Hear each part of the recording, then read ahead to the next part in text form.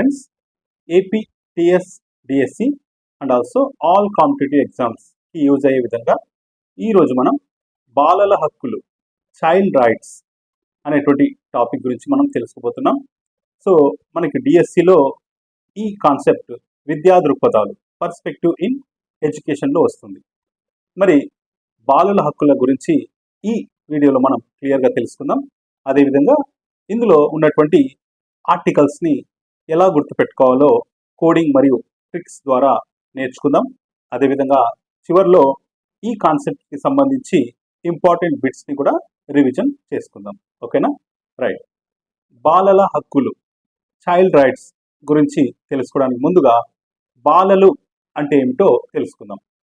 బాలలు అని ఎవరిని అంటామంటే, మొదటగా బాల శ్రామికుల చట్టం 1986 ప్రకారం 14 సంవత్సరాలు పూర్తి కాని వారిని బాలలుగా గుర్తించింది. బాల శ్రామికుల చట్టం 1986 ప్రకారం బాలలు అంటే 14 సంవత్సరాలు పూర్తి కాని వారిని బాలలుగా గుర్తించింది.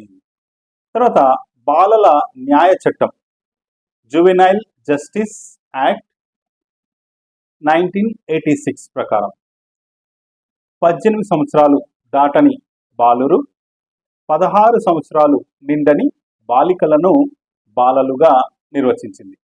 మరి ఈ చట్టము 18 సంవత్సరాలు దాటని బాయ్స్ని, అదేవిధంగా 16 సంవత్సరాలు నిండని గర్ల్స్ని బాలలుగా నిర్వచించింది.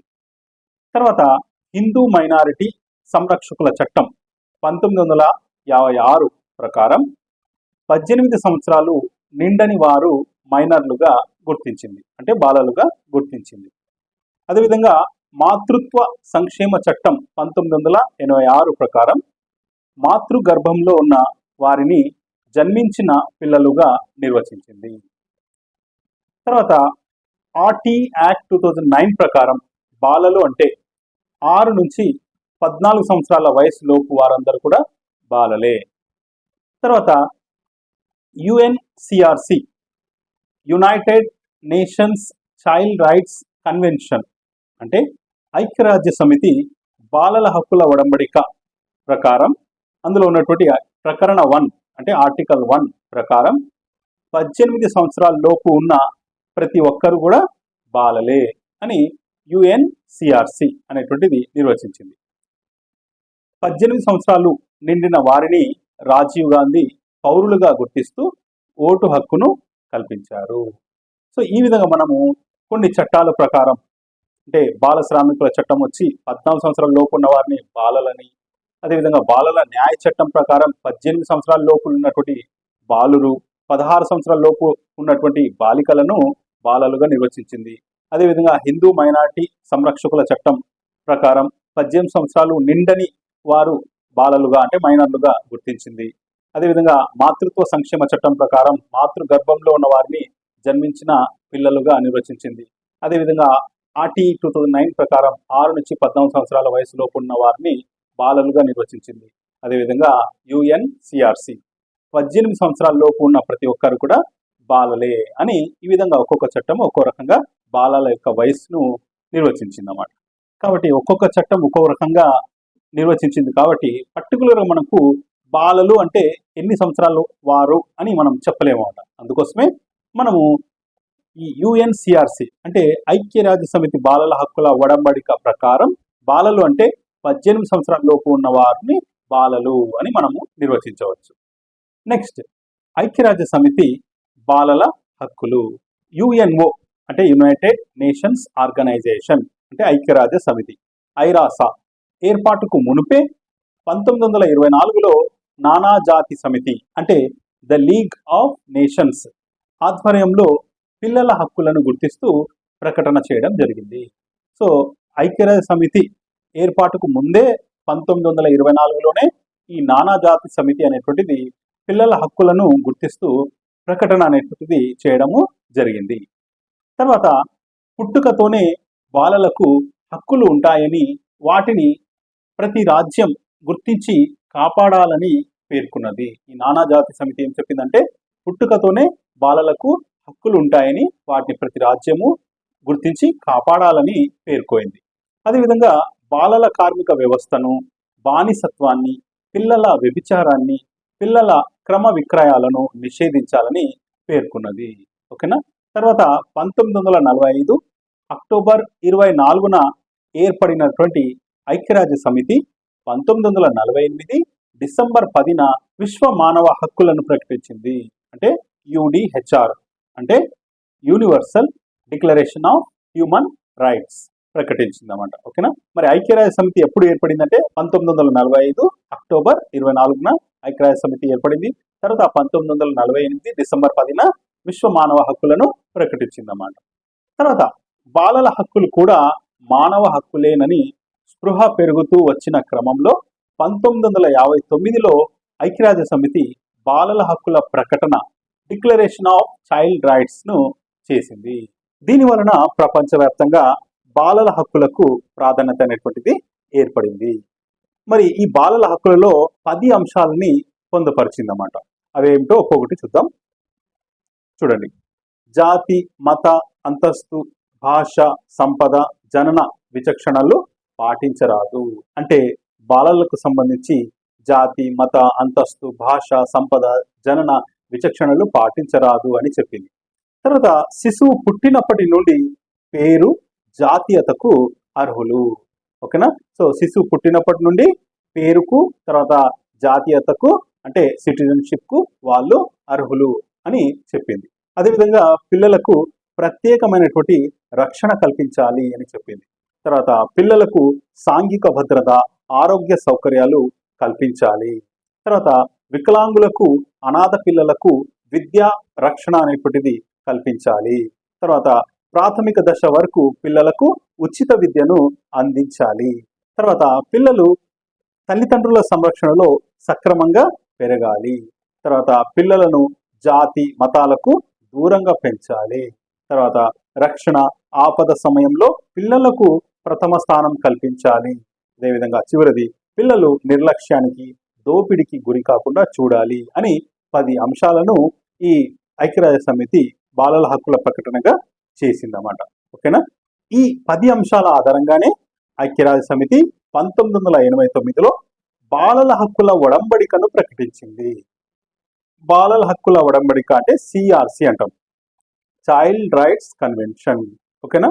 మరి 1979 సంవత్సరంలో ఐక్యరాజ్య సమితి పోలాండ్ దేశంలో సమావేశమై బాలల హక్కులపై ఒక ముసాయిదాను రూపొందించింది.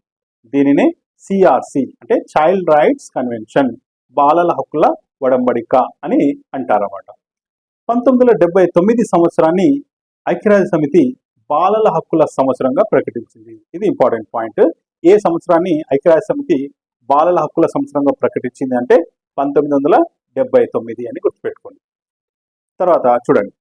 20వ శతాబ్దంలో మానవ హక్కుల చట్టబద్ధత ప్రస్తావనలో బాలల హక్కులకు ప్రత్యేకమైనటువంటి స్థానం కల్పించుటకై ఎగెంటిన్ బెగ్ అనేటువంటి ఉపాధ్యాయురాలు ఐక్యరాజ్య సమితిలో ప్రత్యేక చర్చకు చొరవ చూపడం వలన 1989 నవంబర్ 20న ఐరాస అంటే ఐక్యరాజ్య సమితి బాలల హక్కుల ఒడంబడిక అంటే చైల్డ్ రైట్ కన్వెన్షన్స్ కు ఆమోదం అనేటువంటిది లభించింది. ఓకేనా. సో ఈ పేరు కూడా గుర్తుపెట్టుకోండి.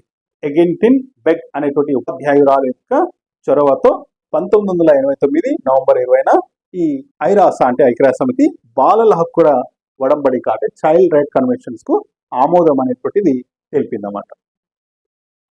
మరి ఈ సిఆర్సిని ఐక్యరాజ్య సమితి సాధారణ సభ జనరల్ అసెంబ్లీ అంటారు.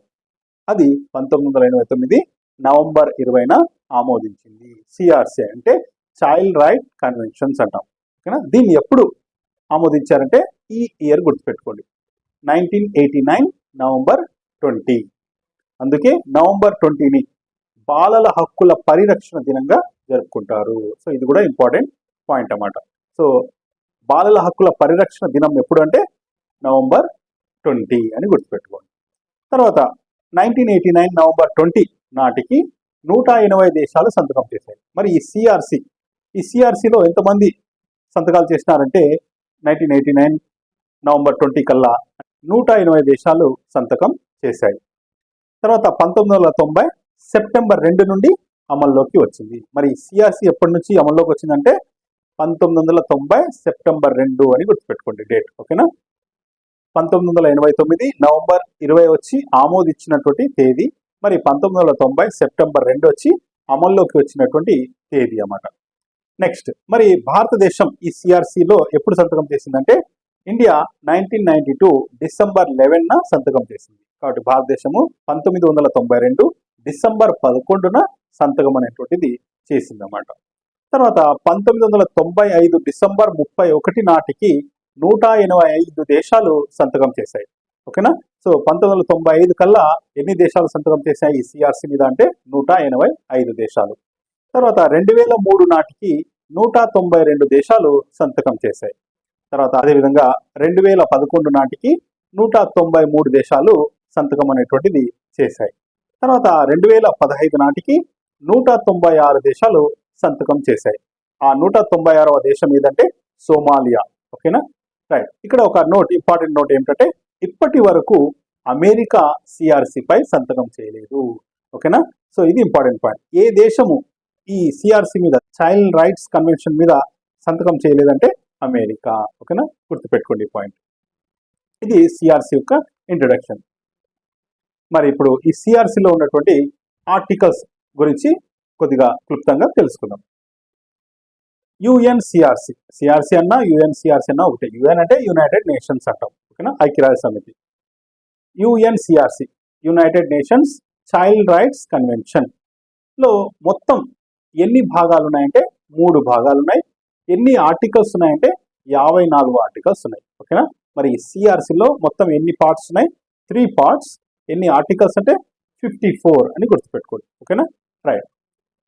మొదటి భాగంలో అంటే ఫస్ట్ పార్ట్ లో ఎక్కడి నుంచి ఎక్కడి వరకు ఆర్టికల్స్ ఉన్నాయంటే ఫస్ట్ నుంచి 41 వరకు, అంటే 1 నుంచి 41 వరకు ఉన్నటువంటి ఆర్టికల్స్ అన్ని కూడా మొదటి భాగానికి చెందినవన్నమాట.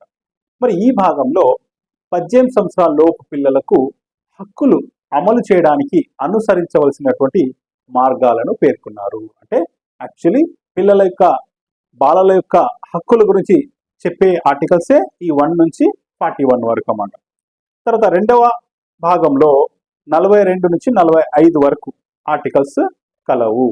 ఈ భాగంలో సిఆర్సిని ఆమోదించినటువంటి దేశాల బాధ్యతల గురించి పేర్కొన్నారు. అంటే రెండవ పార్ట్లో ఏముంటాయి? రెండవ పార్ట్లో సిఆర్సి మీద సంతకాలు చేసినటువంటి దేశాల యొక్క బాధ్యతల గురించి ఈ ఆర్టికల్స్ అనేటువంటివి తెలియజేస్తాయి. తర్వాత మూడవ భాగంలో మూడవ పార్ట్లో ఎక్కడి నుంచి ఎక్కడి వరకు ఆర్టికల్స్ ఉన్నాయంటే 46 నుంచి 54 వరకు. ఓకేనా. మరి ఈ భాగంలో సిఆర్సి అమలు చేయటంలో ఐక్యరాజ్య సమితి ప్రధాన కార్యదర్శి, భద్రతా మండలి యొక్క పాత్ర గురించి పేర్కొన్నారు. మరి 46 నుంచి 54 వరకు ఉన్నటువంటి ఆర్టికల్స్ ఏం చెప్తాయంటే సిఆర్సి అమలు చేయటంలో ఐక్యరాజ్య సమితి మరియు ప్రధాన కార్యదర్శి, భద్రతా మండలి యొక్క పాత్ర గురించి, వాళ్ళ యొక్క రోల్ గురించి చెప్తాయన్నమాట. ఓకేనా. సో ఇవి సిఆర్సిలో ఉన్నటువంటి మొత్తం 3 పార్ట్స్, 54 ఆర్టికల్స్ ఏం చెప్తాయనేటువంటిది చూస్తాం. ఇప్పుడు మనం ఒక్కొక్క ఆర్టికల్ గురించి తెలుసుకుందాం. చూడండి, మనకి మొత్తం 3 భాగాలు ఉన్నాయి కదా. అందులో మొదటి విభాగంలో ఉన్నటువంటి 1 నుంచి 41 వరకు ఉన్నటువంటి ఆర్టికల్స్ ని మొదటగా మనము తెలుసుకుందాం. ఫస్ట్ ఆర్టికల్ 1 యుఎన్సిఆర్సి అంటే United nations child right conventions. మనం ఇప్పుడు చెప్పుకుంటున్నటువంటి ఆర్టికల్స్ అన్ని కూడా ఐక్యరాజ్య సమితి ప్రకటించినటువంటి బాలల హక్కుల వడంబడికలో ఉన్నటువంటి ఆర్టికల్స్ అన్నమాట. ఓకేనా. రైట్. మరి యుఎన్సిఆర్సి ప్రకారం 18 సంవత్సరాల లోపు వారందరూ కూడా బాలలే. బాలలు అంటే ఎవరంటే 18 సంవత్సరాల లోపు ఉన్న వారందరూ బాలలే అని ఏ ఆర్టికల్ చెప్తుందంటే ఆర్టికల్ 1. ఓకేనా. రైట్. సో దీనికి కోడింగ్ అనేటువంటిది రాయలేదు. ఒకటే ఆర్టికల్ 1 అనేటువంటిది ఏం చెప్తుంది, అసలు బాలలు ఎవరు, ఇది బాలల గురించి మనం చెప్తున్నాం కాబట్టి ఫస్ట్ బాలలు ఎవరు, ఏ వయసు వాళ్ళు బాలలు అనేటువంటిది చెప్తుంది. ఓకేనా. 18 సంవత్సరాల లోపు వారు బాలలు అని చెప్పే ఆర్టికలే ఆర్టికల్ 1. ఓకేనా. రైట్. నెక్స్ట్ ఆర్టికల్ 2 బాల బాలికలు వివక్షతకు గురి కాకుండా ఉండడము. అంటే జాతి, మత, కుల ఆధారంగా వారు వివక్షతకు గురి కాకూడదు అని చెప్పేటువంటి ఆర్టికలే ఆర్టికల్ 2. ఓకేనా. మరి దీన్ని ఎలా గుర్తుపెట్టుకుందాం? చూడండి, ఇక్కడ వివక్షత అనేటువంటి వర్డ్ తీసుకున్నాము. ఈ వర్డ్ దీని నుంచి మనము కోడింగ్ ఇలా రాసుకున్నాం. సో వివక్షతలో ఫస్ట్ లెటర్ వి. వి అంటే మనకు వితో వచ్చేటువంటి ఇంగ్లీష్లో పదం వచ్చి విక్టరీ అనేటువంటి ఒక పదం తీసుకుందాం.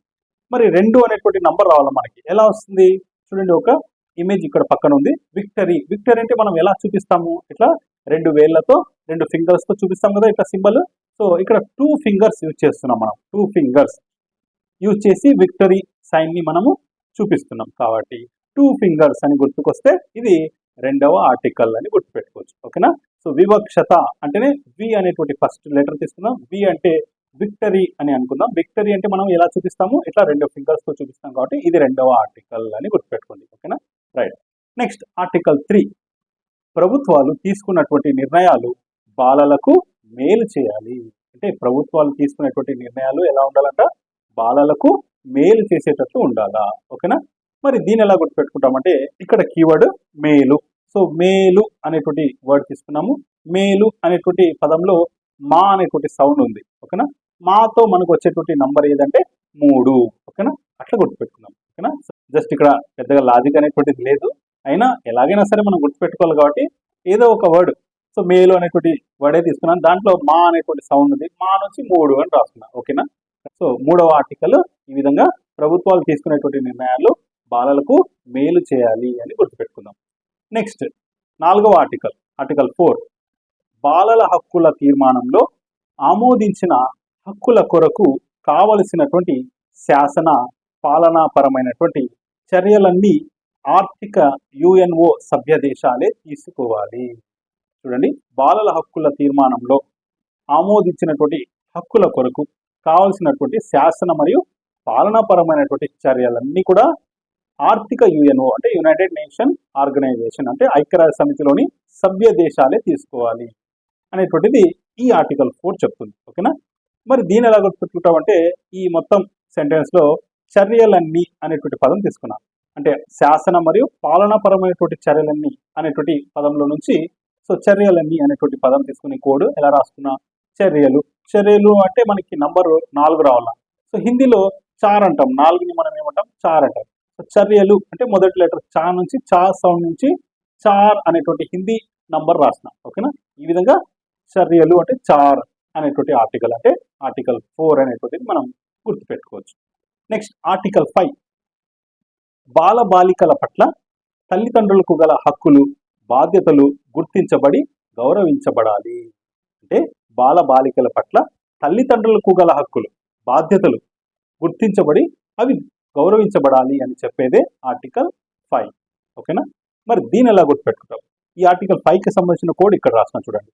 కోడ్ వచ్చి ఇక్కడ ఎవరి యొక్క బాధ్యతల గురించి మాట్లాడుతున్నాం మనం, తల్లిదండ్రుల గురించి, తల్లిదండ్రుల యొక్క బాధ్యతల గురించి హక్కుల గురించి మాట్లాడుతున్నాం కాబట్టి తల్లిదండ్రులకు అనేటువంటి పదం తీసుకుంటే దీంట్లో తల్లి తండ్రిలో మొదటి లెటర్ వచ్చి తా. తా అనేటువంటి సౌండ్. తా అంటే మనం ఇంగ్లీష్లో టీ అనేటువంటి లెటర్ని యూజ్ చేస్తాం. ఓకేనా. టీ. ఇప్పుడు మనకు 5 రావాలి, నంబర్ 5 రావాలంటే టీ అనేటువంటిది జనరల్గా కాస్ట్ ఎంత అంటే 5 రూపీస్. ఓకేనా. టీ అనేటువంటిది 5 రూపీస్ అనేటువంటి కోడ్ గుర్తుపెట్టుకుందాం. సో తల్లిదండ్రుల బాధ్యతల గురించి చెప్తుంది కాబట్టి ఆర్టికల్ 5. తల్లిదండ్రుల్లో తా అనేటువంటి సౌండ్ నుంచి టీ రాసుకున్నా. టీ ఎంత అంటే 5 రూపీస్ అని మనం కాస్ట్ లాగా గుర్తుపెట్టుకుంటే ఇది ఆర్టికల్ 5 అనేటువంటిది గుర్తుపెట్టుకోవచ్చు. ఓకేనా. రైట్. Next article 6. జీవించే హక్కు. జీవించే హక్కు. ఓకేనా. మరి దీన్ని ఎలా గుర్తుపెట్టుకోవాలి, ఆర్టికల్ 6 అంటే ఇప్పుడు జీవించే అనేటువంటి పదం తీసుకుని మొదటి అక్షరం జీ అనేటువంటిది తీసుకుందాం. జీ అంటే ఇంగ్లీష్లో మనం ఎలా రాస్తాం, ఇలా రాస్తాం జీ. ఓకేనా. సో కొద్దిగా మీరు బాగా అబ్జర్వ్ చేస్తే జీ ఎలా ఉంది చూడండి, ఏ నంబర్ లాగా ఉంది, 6 లాగా ఉంది కదా. 6 అంటే జీవించే హక్కులో జీ అనేటువంటి ఫస్ట్ లెటర్. జీ అంటే అది ఎలా కనిపిస్తుంది చూడడానికి, ఆర్ లాగా కనిపిస్తుంది. అట్లా మనము ఆర్టికల్ 6 అనేటువంటిది మనం జీవించే హక్కు అని ఈ కోడ్ ద్వారా గుర్తుపెట్టుకోవచ్చు. Next article 7. పుట్టుకను నమోదు చేయించుకునే జాతీయత గుర్తింపును పొందే తన తల్లిదండ్రులు ఎవరో తెలుసుకునేటువంటి హక్కు. ఓకేనా. పుట్టుకను నమోదు చేయించుకునే అంటే రిజిస్టర్ చేసుకునేటువంటిది, అదేవిధంగా జాతీయత గుర్తింపును పొందే అంటే సిటిజన్షిప్ను పొందేటువంటి, అదేవిధంగా తల్లిదండ్రులు, అదేవిధంగా తన తల్లిదండ్రులు ఎవరో తెలుసుకునేటువంటి హక్కు బాలలకు ఉంది అని చెప్పేదే ఆర్టికల్ 7 అన్నమాట. ఓకేనా. రైట్. మరి దీన్ని ఎలా గుర్తుపెట్టుకుంటాము, ఇందులో మనకి కీవర్డ్ వచ్చి పుట్టుక అనేటువంటి పదం తీసుకుందాం. ఓకేనా. పుట్టుక అనేటువంటి కీవర్డ్, పుట్టుక నుంచి మనం 7 ఎలా గుర్తుపెట్టుకుంటాం అంటే పుట్టినప్పుడు పిల్లలు ఏడుస్తారు.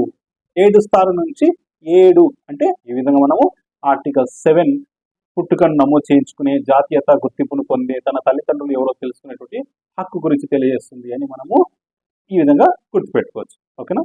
రైట్. నెక్స్ట్ ఆర్టికల్ 8 తన గుర్తింపును, కుటుంబ సంబంధాలను కాపాడుకునేటువంటి హక్కు. ఓకేనా? తన గుర్తింపు, ఐడెంటిటీని, అదేవిధంగా కుటుంబ సంబంధాలను, ఫ్యామిలీ రిలేషన్స్ ను కాపాడుకునేటువంటి హక్కు గురించి ఆర్టికల్ 8 చెప్తుంది. ఓకేనా? రైట్. ఇప్పుడు దీంట్లో కీవర్డ్ ఏం తీసుకున్నాను? సంబంధాలను అనేటువంటి కీవర్డ్ తీసుకున్నాను. సంబంధాలను ఇంగ్లీష్లో మనం ఏమంటాము? రిలేషన్స్ అంటాం. అట్లా కోడ్ అనేటువంటిది రిలేషన్స్ రాసుకుని, రిలేషన్ లో ఫస్ట్ లెటర్ ఏమి? ఆర్. ఓకేనా? ఆర్. ఆర్ ఎలా ఉంటుందంటే చూడడానికి కొద్దిగా ఇట్లా మనం రౌండ్ ఆఫ్ చేస్తే 8 లాగా కనిపిస్తుంది. ఓకేనా? ఈ విధంగా రిలేషన్స్ అనేటువంటి కీవర్డ్, సంబంధాలు అనేటువంటి కీవర్డ్ నుంచి ఫస్ట్ లెటర్ ఆర్ నుంచి 8 రాసుకుంటే ఇది 8th ఆర్టికల్. ఓకేనా? కుటుంబ సంబంధాలు అనేటువంటిది 8th ఆర్టికల్ చెప్తుంది అని మనం గుర్తుపెట్టుకోవచ్చు. ఓకేనా? రైట్. నెక్స్ట్ చూడండి 9th ఆర్టికల్ తల్లిదండ్రుల నుంచి విడిపోకుండా రక్షించుకునేటువంటి హక్కు. తల్లిదండ్రుల నుంచి విడిపోకుండా రక్షించుకునేటువంటి హక్కు. ఓకేనా? మళ్ళీ తల్లిదండ్రులు అనేటువంటి కీవర్డ్ తీసుకుంటున్నాం. ఓకేనా? తల్లిదండ్రులు ఇప్పుడు మనం 9th ఆర్టికల్ రావాలా. మరి తల్లిదండ్రుల్ని మనం ఇంగ్లీష్లో ఏమంటాము? పేరెంట్స్ అంటాం. ఓకేనా? పేరెంట్స్. పేరెంట్స్లో ఫస్ట్ లెటర్ ఏమి? పి. ఓకేనా? పి అనేటువంటిది కొద్దిగా మిర్రర్లో చూస్తే మనకు ఎలా కనిపిస్తుంది? ఈ విధంగా 9 లాగా కనిపిస్తుంది. ఓకేనా? పి అనేటువంటిది ఇట్లా మిర్రర్ పెట్టి చూస్తే మీకు ఈ విధంగా కనిపిస్తుంది 9 లాగా. ఓకేనా? ఇట్లా గుర్తుపెట్టుకుందాం. ఇది 9th ఆర్టికల్. ఏది? తల్లిదండ్రుల నుంచి విడిపోకుండా రక్షించుకునేటువంటి హక్కు. ఓకేనా? కోడ్ వచ్చి తల్లిదండ్రులు అంటే పేరెంట్స్, పేరెంట్ నుంచి పి, పి నుంచి 9 అని రాసుకోవచ్చు. ఓకేనా? రైట్. నెక్స్ట్ ఆర్టికల్ 10 కుటుంబ పునరేకీకరణకు జాతీయ సరిహద్దు దాటేందుకు అంటే రవాణా హక్కు అన్నమాట. సరిహద్దులను దాటేందుకు హక్కు గురించి ఈ ఆర్టికల్ 10 చెప్తుంది. ఓకేనా? రైట్. మరి దీన్ని ఎలా గుర్తుపెట్టుకుంటామంటే సరిహద్దు దాటాలా అంటే రవాణా చేయాలా అంటే ట్రాన్స్పోర్ట్ చేయాలి, ట్రాన్స్పోర్టేషన్. ఓకేనా? సో కోడ్ ఎలా రాసుకున్నామంటే రవాణా అనేటువంటి పదం తీసుకున్నాను. ఒక్కొక్కసారి మీకు రవాణా అనేటువంటి పదం మీకు కూడా ఓన్లీ జాతీయ సరిహద్దు దాటేందుకు హక్కు అంటాడు. జాతీయ సరిహద్దు దాటాలా అంటే మనకి ఏం కావాలా? తెలుగులో ఇంకొక పదము రవాణా అనేటువంటి పదం కూడా గుర్తు రావాలా. ఓకేనా? ట్రాన్స్పోర్టేషన్ అనేటువంటి పదం గుర్తుకొస్తే కోడ్ చూడండి ఇలా రాసుకున్నా. సో ట్రాన్స్పోర్టేషన్స్లో ఫస్ట్ లెటర్ టీ. టీ అంటే మనకు వచ్చేటువంటి నంబర్ టీతో 10. ఓకేనా? అట్లా గుర్తుపెట్టుకుంటే 10 అంటే ఇది 10th ఆర్టికల్. సరిహద్దును దాటేందుకు హక్కు వచ్చి 10th ఆర్టికల్ అని మనం ఇట్లా కోడ్ ద్వారా గుర్తుపెట్టుకోవచ్చు. నెక్స్ట్ ఆర్టికల్ 11 పిల్లలను అక్రమంగా విదేశాలకు రవాణా చేయడాన్ని నిషేధించడానికి గల హక్కు. అక్రమంగా విదేశాలకు రవాణా చేయడం అనేటువంటిది నిషేధం అన్నమాట. ఓకేనా? దాని గురించి చెప్పేదే ఆర్టికల్ 11. మరి దీన్ని ఎలా గుర్తుపెట్టుకుంటామంటే ఇందులో కీవర్డ్ అక్రమంగా. అక్రమంగా అనేటువంటి పదం తీసుకున్నాం. ఓకేనా? రైట్. ఇప్పుడు మనం 11 రావాలా. సో జస్ట్ మనం అక్రమంగా అంటే అక్రమంగా తరలించడాన్ని మనం ఏమంటాము? అక్రమంగా ఏ పని చేసినా దాన్ని ఏమంటాం మనము? స్మగ్లింగ్ అంటాం. ఓకేనా? స్మగ్లింగ్. మరి 11 రావాలా. 11 రావాలంటే స్మగ్లింగ్ నుంచి రాదు. మరి స్మగ్లింగ్ కి రిలేటెడ్గా ఏదైనా మనము రిథమిక్ వర్డ్ తీసుకుందాం. స్మగ్లింగ్, స్మోకింగ్ అనేటువంటి ఇంకొక పదం తీసుకున్నాం. ఓకేనా? ఇది రైమింగ్ వర్డ్ అన్నమాట. ఓకేనా? స్మగ్లింగ్, స్మోకింగ్ అనేటువంటిది రైమింగ్ వర్డ్ లాగా మనం తీసుకుంటే ఇప్పుడు స్మోకింగ్ లో కింగ్ అనేటువంటి ఒక పదం ఉంది. కింగ్ అనేటువంటి పదంలో ఫస్ట్ లెటర్ వచ్చి కే. ఓకేనా? కే అంటే మనం ఎన్నవ లెటర్? ఇది 11వ లెటర్. ఆ విధంగా మనము ఇది ఆర్టికల్ 11 అని గుర్తుపెట్టుకోవచ్చు. చెప్పాను కదా అక్కడక్కడ మనకి కొన్ని కోడింగ్ లో లాజిక్ ఉండదు, కానీ మనము అది లాజిక్ అనే అనుకోవాలి. ఓకేనా? సో అన్నిటికీ కోడింగ్ అనేటువంటిది రాదు, కానీ ఎలాగైనా సరే మనము ట్రై చేస్తున్నాం అంతే. ఓకేనా? ఏదో ఒకటి వర్డ్ ద్వారా మనం క్రియేట్ చేసుకుని మనకు గుర్తుకునేటువంటి పదం ద్వారా ఈ ఆర్టికల్ని గుర్తుపెట్టుకోవడానికి ట్రై చేస్తున్నాం. ఓకేనా? రైట్.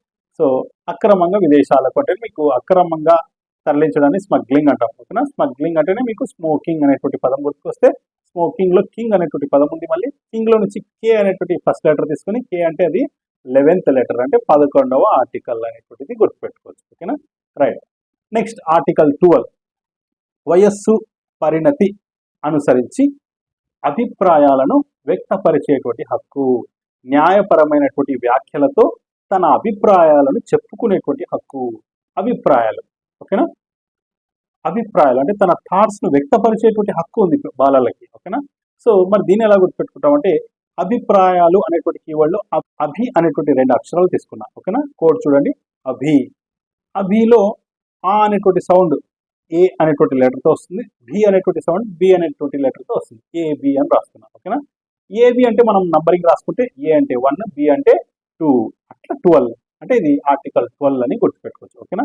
అభిప్రాయాలు అంటే అభి అనేటువంటి 2 అక్షరాలు తీసుకొని ఏబి రాసుకొని ఏబి నుంచి 1, 2 అంటే ఇది 12వ ఆర్టికల్ అని మనం గుర్తుపెట్టుకోవచ్చు.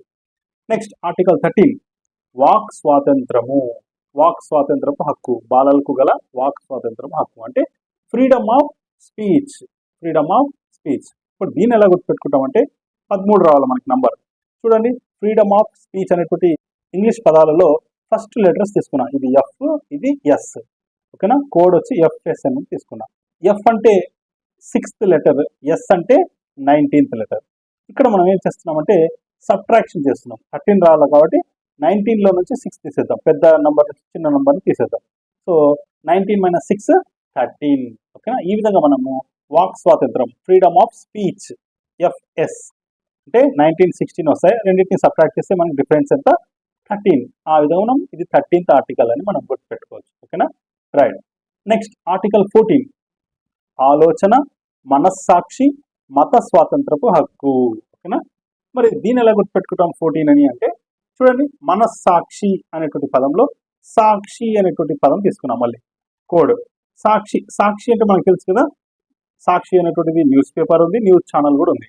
ప్రస్తుతానికి నేను న్యూస్ పేపర్ తీసుకున్నా. సాక్షి అంటే మనకి న్యూస్ పేపర్ అని గుర్తుకొస్తే మనకు నంబర్ 14 రావాలి కాబట్టి న్యూస్ పేపర్లో ఎన్, న్యూస్లో ఫస్ట్ లెటర్ ఎన్. ఎన్ అంటే మనకి ఇది ఎన్నవ అక్షరం అంటే 14వ అక్షరం. అట్లా మనము సాక్షి అంటే మనకి న్యూస్ గుర్తురాల, న్యూస్ పేపర్ కానీ న్యూస్ ఛానల్ కానీ. న్యూస్ అంటేనే ఎన్ అంటే ఫస్ట్ లెటర్ 14. ఓకేనా? ఈ విధంగా మనము 14th ఆర్టికల్ అని గుర్తుపెట్టుకోవచ్చు. నెక్స్ట్ 15th ఆర్టికల్ సంస్థలను స్థాపించుకునే, ఒక చోట సమావేశమయ్యేటువంటి హక్కు. ఓకేనా? సంస్థలను స్థాపించుకునే, ఒక చోట సమావేశమయ్యేటువంటి హక్కు గురించి చెప్తుంది ఆర్టికల్ 15. మరి దీన్ని ఎలా గుర్తుపెట్టుకుంటామంటే ఒక చోట అనేటువంటి వర్డ్ తీసుకున్నా. ఒక చోట అంటే 1 ప్లేస్ అంటాం కదా, అట్లా 1 ప్లేస్తో ఫస్ట్ లెటర్ ఓ, అనేటువంటి తీసుకున్నా. ఓ అంటే అది ఇంగ్లీష్ ఆల్ఫాబెట్లో ఎన్నో అక్షరం అంటే 15వ అక్షరము. ఆ విధంగా ఒక చోట సమావేశమయ్యే హక్కు అంటేనే ఒక చోట అంటే 1 ప్లేస్, ఓ నుంచి 15 అంటే ఇది 15th ఆర్టికల్ అని గుర్తుపెట్టుకోవచ్చు. నెక్స్ట్ ఆర్టికల్ 16 ఏకాంతవాస హక్కు, రైట్ టు ప్రైవసీ. సో కొన్నిసార్లు మనము తెలుగులో మనకు కోడింగ్ రాకపోతే ఇంగ్లీష్ పదాల నుంచి కోడింగ్ అనేటువంటిది రాసుకోవడం జరుగుతుంది. కాబట్టి మనము 2 పదాలు కూడా గుర్తుపెట్టుకోవాలి. ఏకాంతవాస హక్కు అంటే రైట్ టు ప్రైవసీ అంటాం. రైట్. మరి 16 రావాలా? ఎలా వస్తుంది? ప్రైవసీ గురించి మాట్లాడుతున్నారు ఇక్కడ. కోడ్ ప్రైవసీలో ఫస్ట్ లెటర్ వచ్చి పి. అంటే ఇది ఇంగ్లీష్ ఆల్ఫాబెట్లో ఎన్నో అక్షరం అంటే 16వ అక్షరం. అట్లా మనము రైట్ టు ప్రైవసీ, ఏకాంతవాస హక్కు వచ్చి 16వ ఆర్టికల్ అని గుర్తుపెట్టుకోవచ్చు. నెక్స్ట్ ఆర్టికల్ 17 బహుళ ప్రసార సాధనం నుంచి సమాచారాన్ని పొందే హక్కు. సమాచారాన్ని ఇంగ్లీష్లో ఏమంటాం మనం? ఇన్ఫర్మేషన్ అంటాం. ఓకేనా? కోడ్ వచ్చి ఇన్ఫర్మేషన్ తెలుగులో సమాచారం అంటాం. ఇట్లా 2 పదాలు రాస్తున్నా, ఇంగ్లీష్లో రాస్తున్నా, తెలుగులో రాస్తున్నా. రైట్. ఇప్పుడు మనకు 17 కావాలి. 17 ఎలా వస్తుందంటే ఇన్ఫర్మేషన్లో ఫస్ట్ లెటర్ ఐ చూడడానికి ఎలా ఉంటుంది? 1 లాగా ఉంటుంది. తర్వాత సమాచారంలో ఫస్ట్ లెటర్ సాతో వచ్చే నంబర్ వచ్చి మనం 7 అనుకుందాం. ఓకేనా? 7 అట్లా ఐ నుంచి 1 అంటే ఐ 1 లాగా కనిపిస్తుంది కాబట్టి 1, సా అనేటువంటి సౌండ్ నుంచి 7, 1 7 అంటే 17. ఓకేనా? సమాచారాన్ని పొందే హక్కు అంటే ఇది ఆర్టికల్ 17 అని గుర్తుపెట్టుకోవచ్చు. నెక్స్ట్ ఆర్టికల్ 18 తల్లిదండ్రుల సంరక్షణ హక్కు. ఓకేనా? రైట్. అంటే బాలలకు గల తల్లిదండ్రుల సంరక్షణ హక్కు అన్నమాట. మరి దీన్ని ఎలా గుర్తుపెట్టుకుంటాం ఆర్టికల్ 18 అని అంటే మళ్ళీ తల్లిదండ్రులు. ఓకేనా? సంరక్షణ అంటే కేరింగ్. 2 పదాలు ఉన్నాయి దీంట్లో. తల్లిదండ్రులు ఇంగ్లీష్లో మనం ఏమంటాము? పేరెంట్స్ అంటాం. అదేవిధంగా సంరక్షణ అంటే కేరింగ్ లేదా కేర్ అంటాం. మరి 2 పదాలు ఇచ్చేసి ఒక కోడ్ ఇలా రాసుకున్న గుర్తుపెట్టుకోవడానికి. పేరెంట్స్ పిల్లల్ని 18 సంవత్సరాల వయస్సు వచ్చే వరకు బాగా కేర్ తీసుకుంటారు. సో ఇది జనరల్గా ఫ్యాక్ట్ అన్నమాట. పిల్లల్ని పేరెంట్స్ ఏం చేస్తారు? 18 సంవత్సరాలు వచ్చేంత వరకు బాగా కేర్ తీసుకుంటారు. అట్లా మనం సెంటెన్స్ గుర్తుపెట్టుకోవాలి. సంరక్షణ అంటే కేరింగ్ ఎంతవరకు తీసుకుంటాం మనం పిల్లల్ని?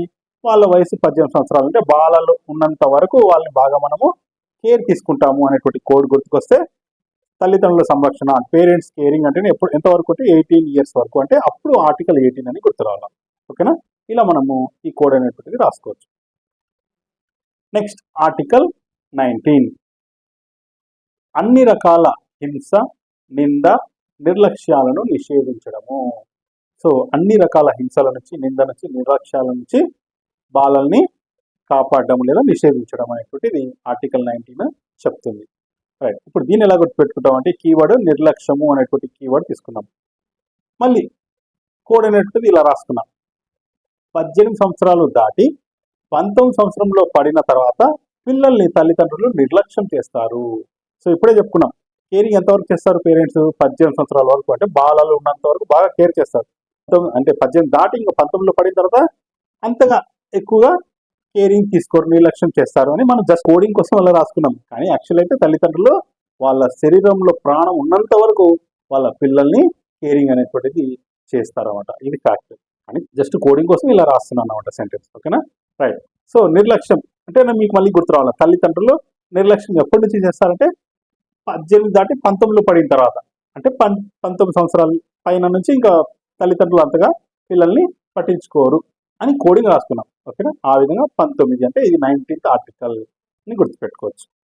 నెక్స్ట్ ఆర్టికల్ 20 కుటుంబ పర్యావరణాన్ని కోల్పోయినటువంటి పిల్లలకు రాజ్యం నుంచి ప్రత్యేక సహాయాన్ని, సంరక్షణను పొందేటువంటి హక్కు. అంటే కుటుంబ పర్యావరణాన్ని మన ఫ్యామిలీని పోగొట్టుకున్నటువంటి పిల్లలకు రాజ్యం అంటే కంట్రీస్ కానీ స్టేట్స్ కానీ ఏం చేయాలంట కొన్ని ప్రత్యేక సహాయాన్ని అంటే ప్రత్యేకమైనటువంటి స్పెషల్ హెల్ప్ అనేటువంటిది, స్పెషల్ కేర్ అనేటువంటిది వాళ్ళకి ఇవ్వాలి అని చెప్పేది ఆర్టికల్ 20 అన్నమాట. ఓకేనా, మరి కోడ్ చూడండి. ప్రత్యేక సహాయం అంటే నేను ఇంగ్లీష్లో స్పెషల్ ట్రీట్ అని రాసుకున్నా. వాళ్ళని స్పెషల్ ట్రీట్ కింద తీసుకోవాలన్నమాట. ఈ పేరెంట్స్ని కోల్పోయినటువంటి ఈ ఫ్యామిలీస్ని కోల్పోయినటువంటి పిల్లలకి స్పెషల్ ట్రీట్ అనేటువంటిది ప్రభుత్వాలు తీసుకోవాలా అని ఇంగ్లీష్లో రాసుకున్నా, స్పెషల్ ట్రీట్. రైట్, ఇప్పుడు మనకు 20 రావాలా. 20 అంటే ట్రీట్ అనేటువంటి పదంలో టీ అనేటువంటి ఫస్ట్ లెటర్ తీసుకుంటే టీ అంటే మనం ఎన్నో అక్షరం అది 20th అక్షరం అని మనం గుర్తుపెట్టుకోవచ్చు. ఓకేనా, సో ప్రత్యేక సహాయం అంటేనే స్పెషల్ ట్రీట్ని హైలైట్ చేసుకున్నాం. ట్రీట్లో టీ అనేటువంటి ఫస్ట్ లెటర్ నుంచి టీ అంటే అది ఎన్నవ అక్షరం అంటే 20వ అక్షరం. ఆ విధంగా మనం ఇది ఆర్టికల్ 20 అని గుర్తుపెట్టుకోవచ్చు. నెక్స్ట్ ఆర్టికల్ 21 దత్తత సమయంలో హక్కులు. దత్తత ఓకేనా, సో అడాప్షన్ అంటాం కదా, పిల్లల్ని అడాప్షన్ చేసుకోవడం. సో దత్తత సమయంలో ఉన్నటువంటి హక్కులు అన్నమాట. ఇది జనరల్ కోడింగ్ కోసమే రాస్తాను ఈ నంబరు. ఓకేనా, చూడండి 21 సంవత్సరాల వయస్సు వరకు పిల్లల్ని దత్తత తీసుకోవచ్చు. ఓకేనా, సో ఎంత వయసు ఉన్నా కూడా వాళ్ళని తీసుకోవచ్చు దత్తత. కానీ జనరల్గా మనం ఇక్కడ కోడ్ 21 రావాలి కాబట్టి ఆర్టికల్ మనము సో ఎవరైనా దత్తత తీసుకోవాలంటే 21 సంవత్సరాల వయస్సు వరకు ఉన్నటువంటి పిల్లల్ని దత్తత తీసుకోవచ్చు. ఓకేనా, అట్లా కోడింగ్ రాస్తున్నాను ఎందుకంటే 21 అనేటువంటి ఆర్టికల్ రావడం కాబట్టి. దత్తత అంటే ఎంతవరకు తీసుకోవచ్చు మ్యాక్సిమం మనము 21 సంవత్సరాల వరకు అని అట్లా కోడింగ్ గుర్తుపెట్టుకుంటే దత్తత సమయంలో తీసుకునేటువంటి హక్కు ఆర్టికల్ ఎంత అంటే 21 అని గుర్తుపెట్టుకోవచ్చు. నెక్స్ట్ ఆర్టికల్ 22 శరణార్థులైనటువంటి పిల్లల హక్కులు. శరణార్థులైనటువంటి పిల్లల హక్కుల గురించి ఈ ఆర్టికల్ 22 చెప్తుంది. యాక్చువల్లీ శరణార్థులు అంటే ఏమిటి? కోడ్ ఇలా రాసుకున్నా, ఒక దేశం వదిలి ఇంకొక దేశంలో శరణు పొందే వాళ్ళను శరణార్థులు అంటారు.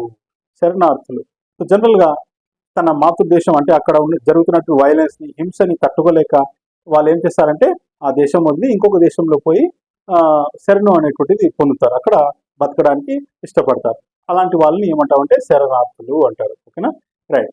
మరి దీన్ని ఎలా గుర్తుపెట్టుకుంటాము అంటే ఆర్టికల్ 22 అంటే సో శరణార్థులు అంటే ఇప్పుడే చెప్పుకున్నాం కదా, ఒక దేశం వదిలి ఇంకొక దేశం వెళ్ళే వాళ్ళని.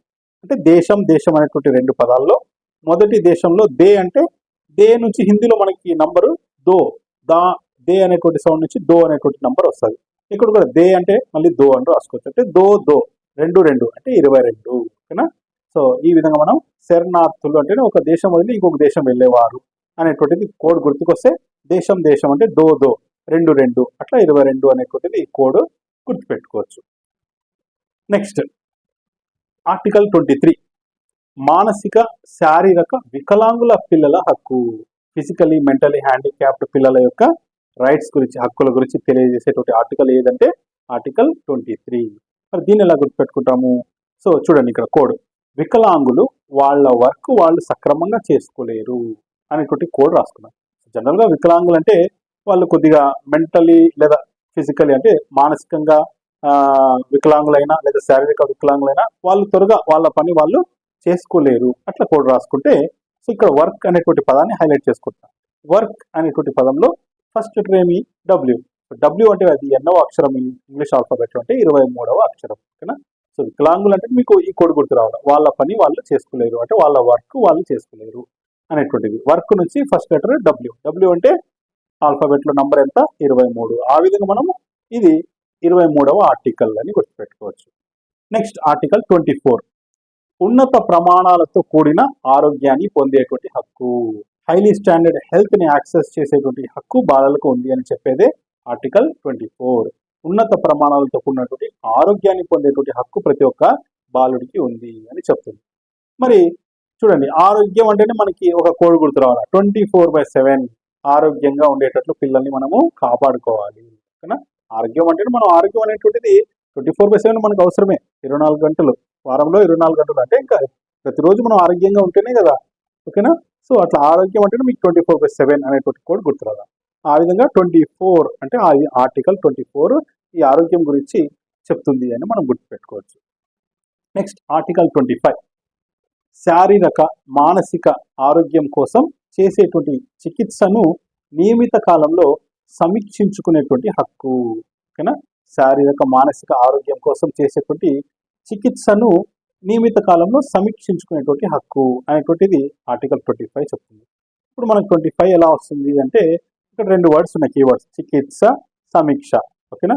సమీక్షని ఇంగ్లీష్లో ఏమంటాం మనము? రివ్యూ అంటాం. ఓకేనా?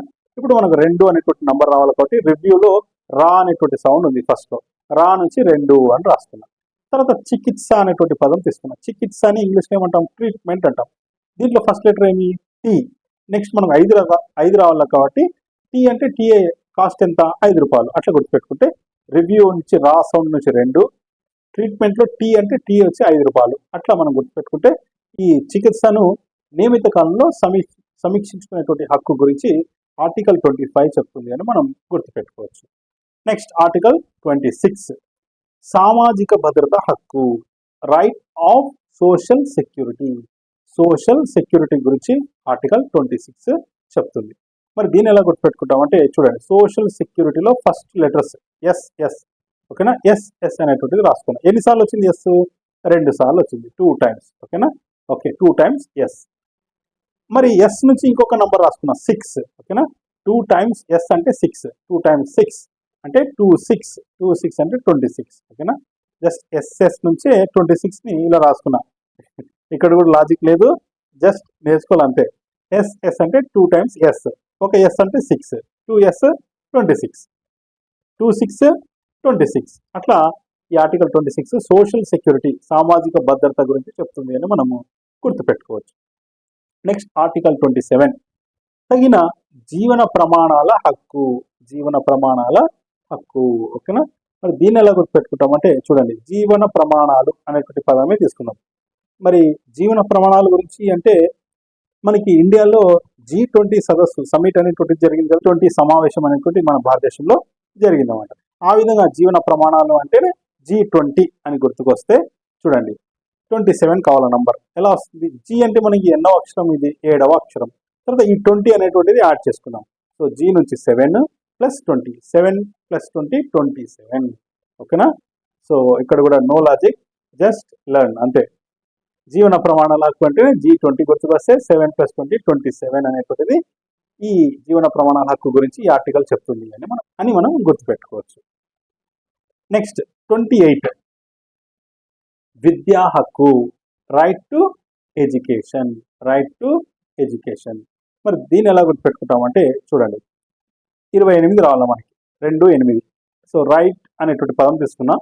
రైట్ అనేటువంటి పదంలో ఆర్ అనేటువంటి అక్షరం తీసుకుంటే ఆర్ నుంచి మన తెలుగులో రా అనేటువంటి సౌండ్ వస్తుంది. ఆర్తో రైట్ నుంచి రా అనేటువంటి సౌండ్. రా అంటే మనకి ఎన్నవ నంబరు?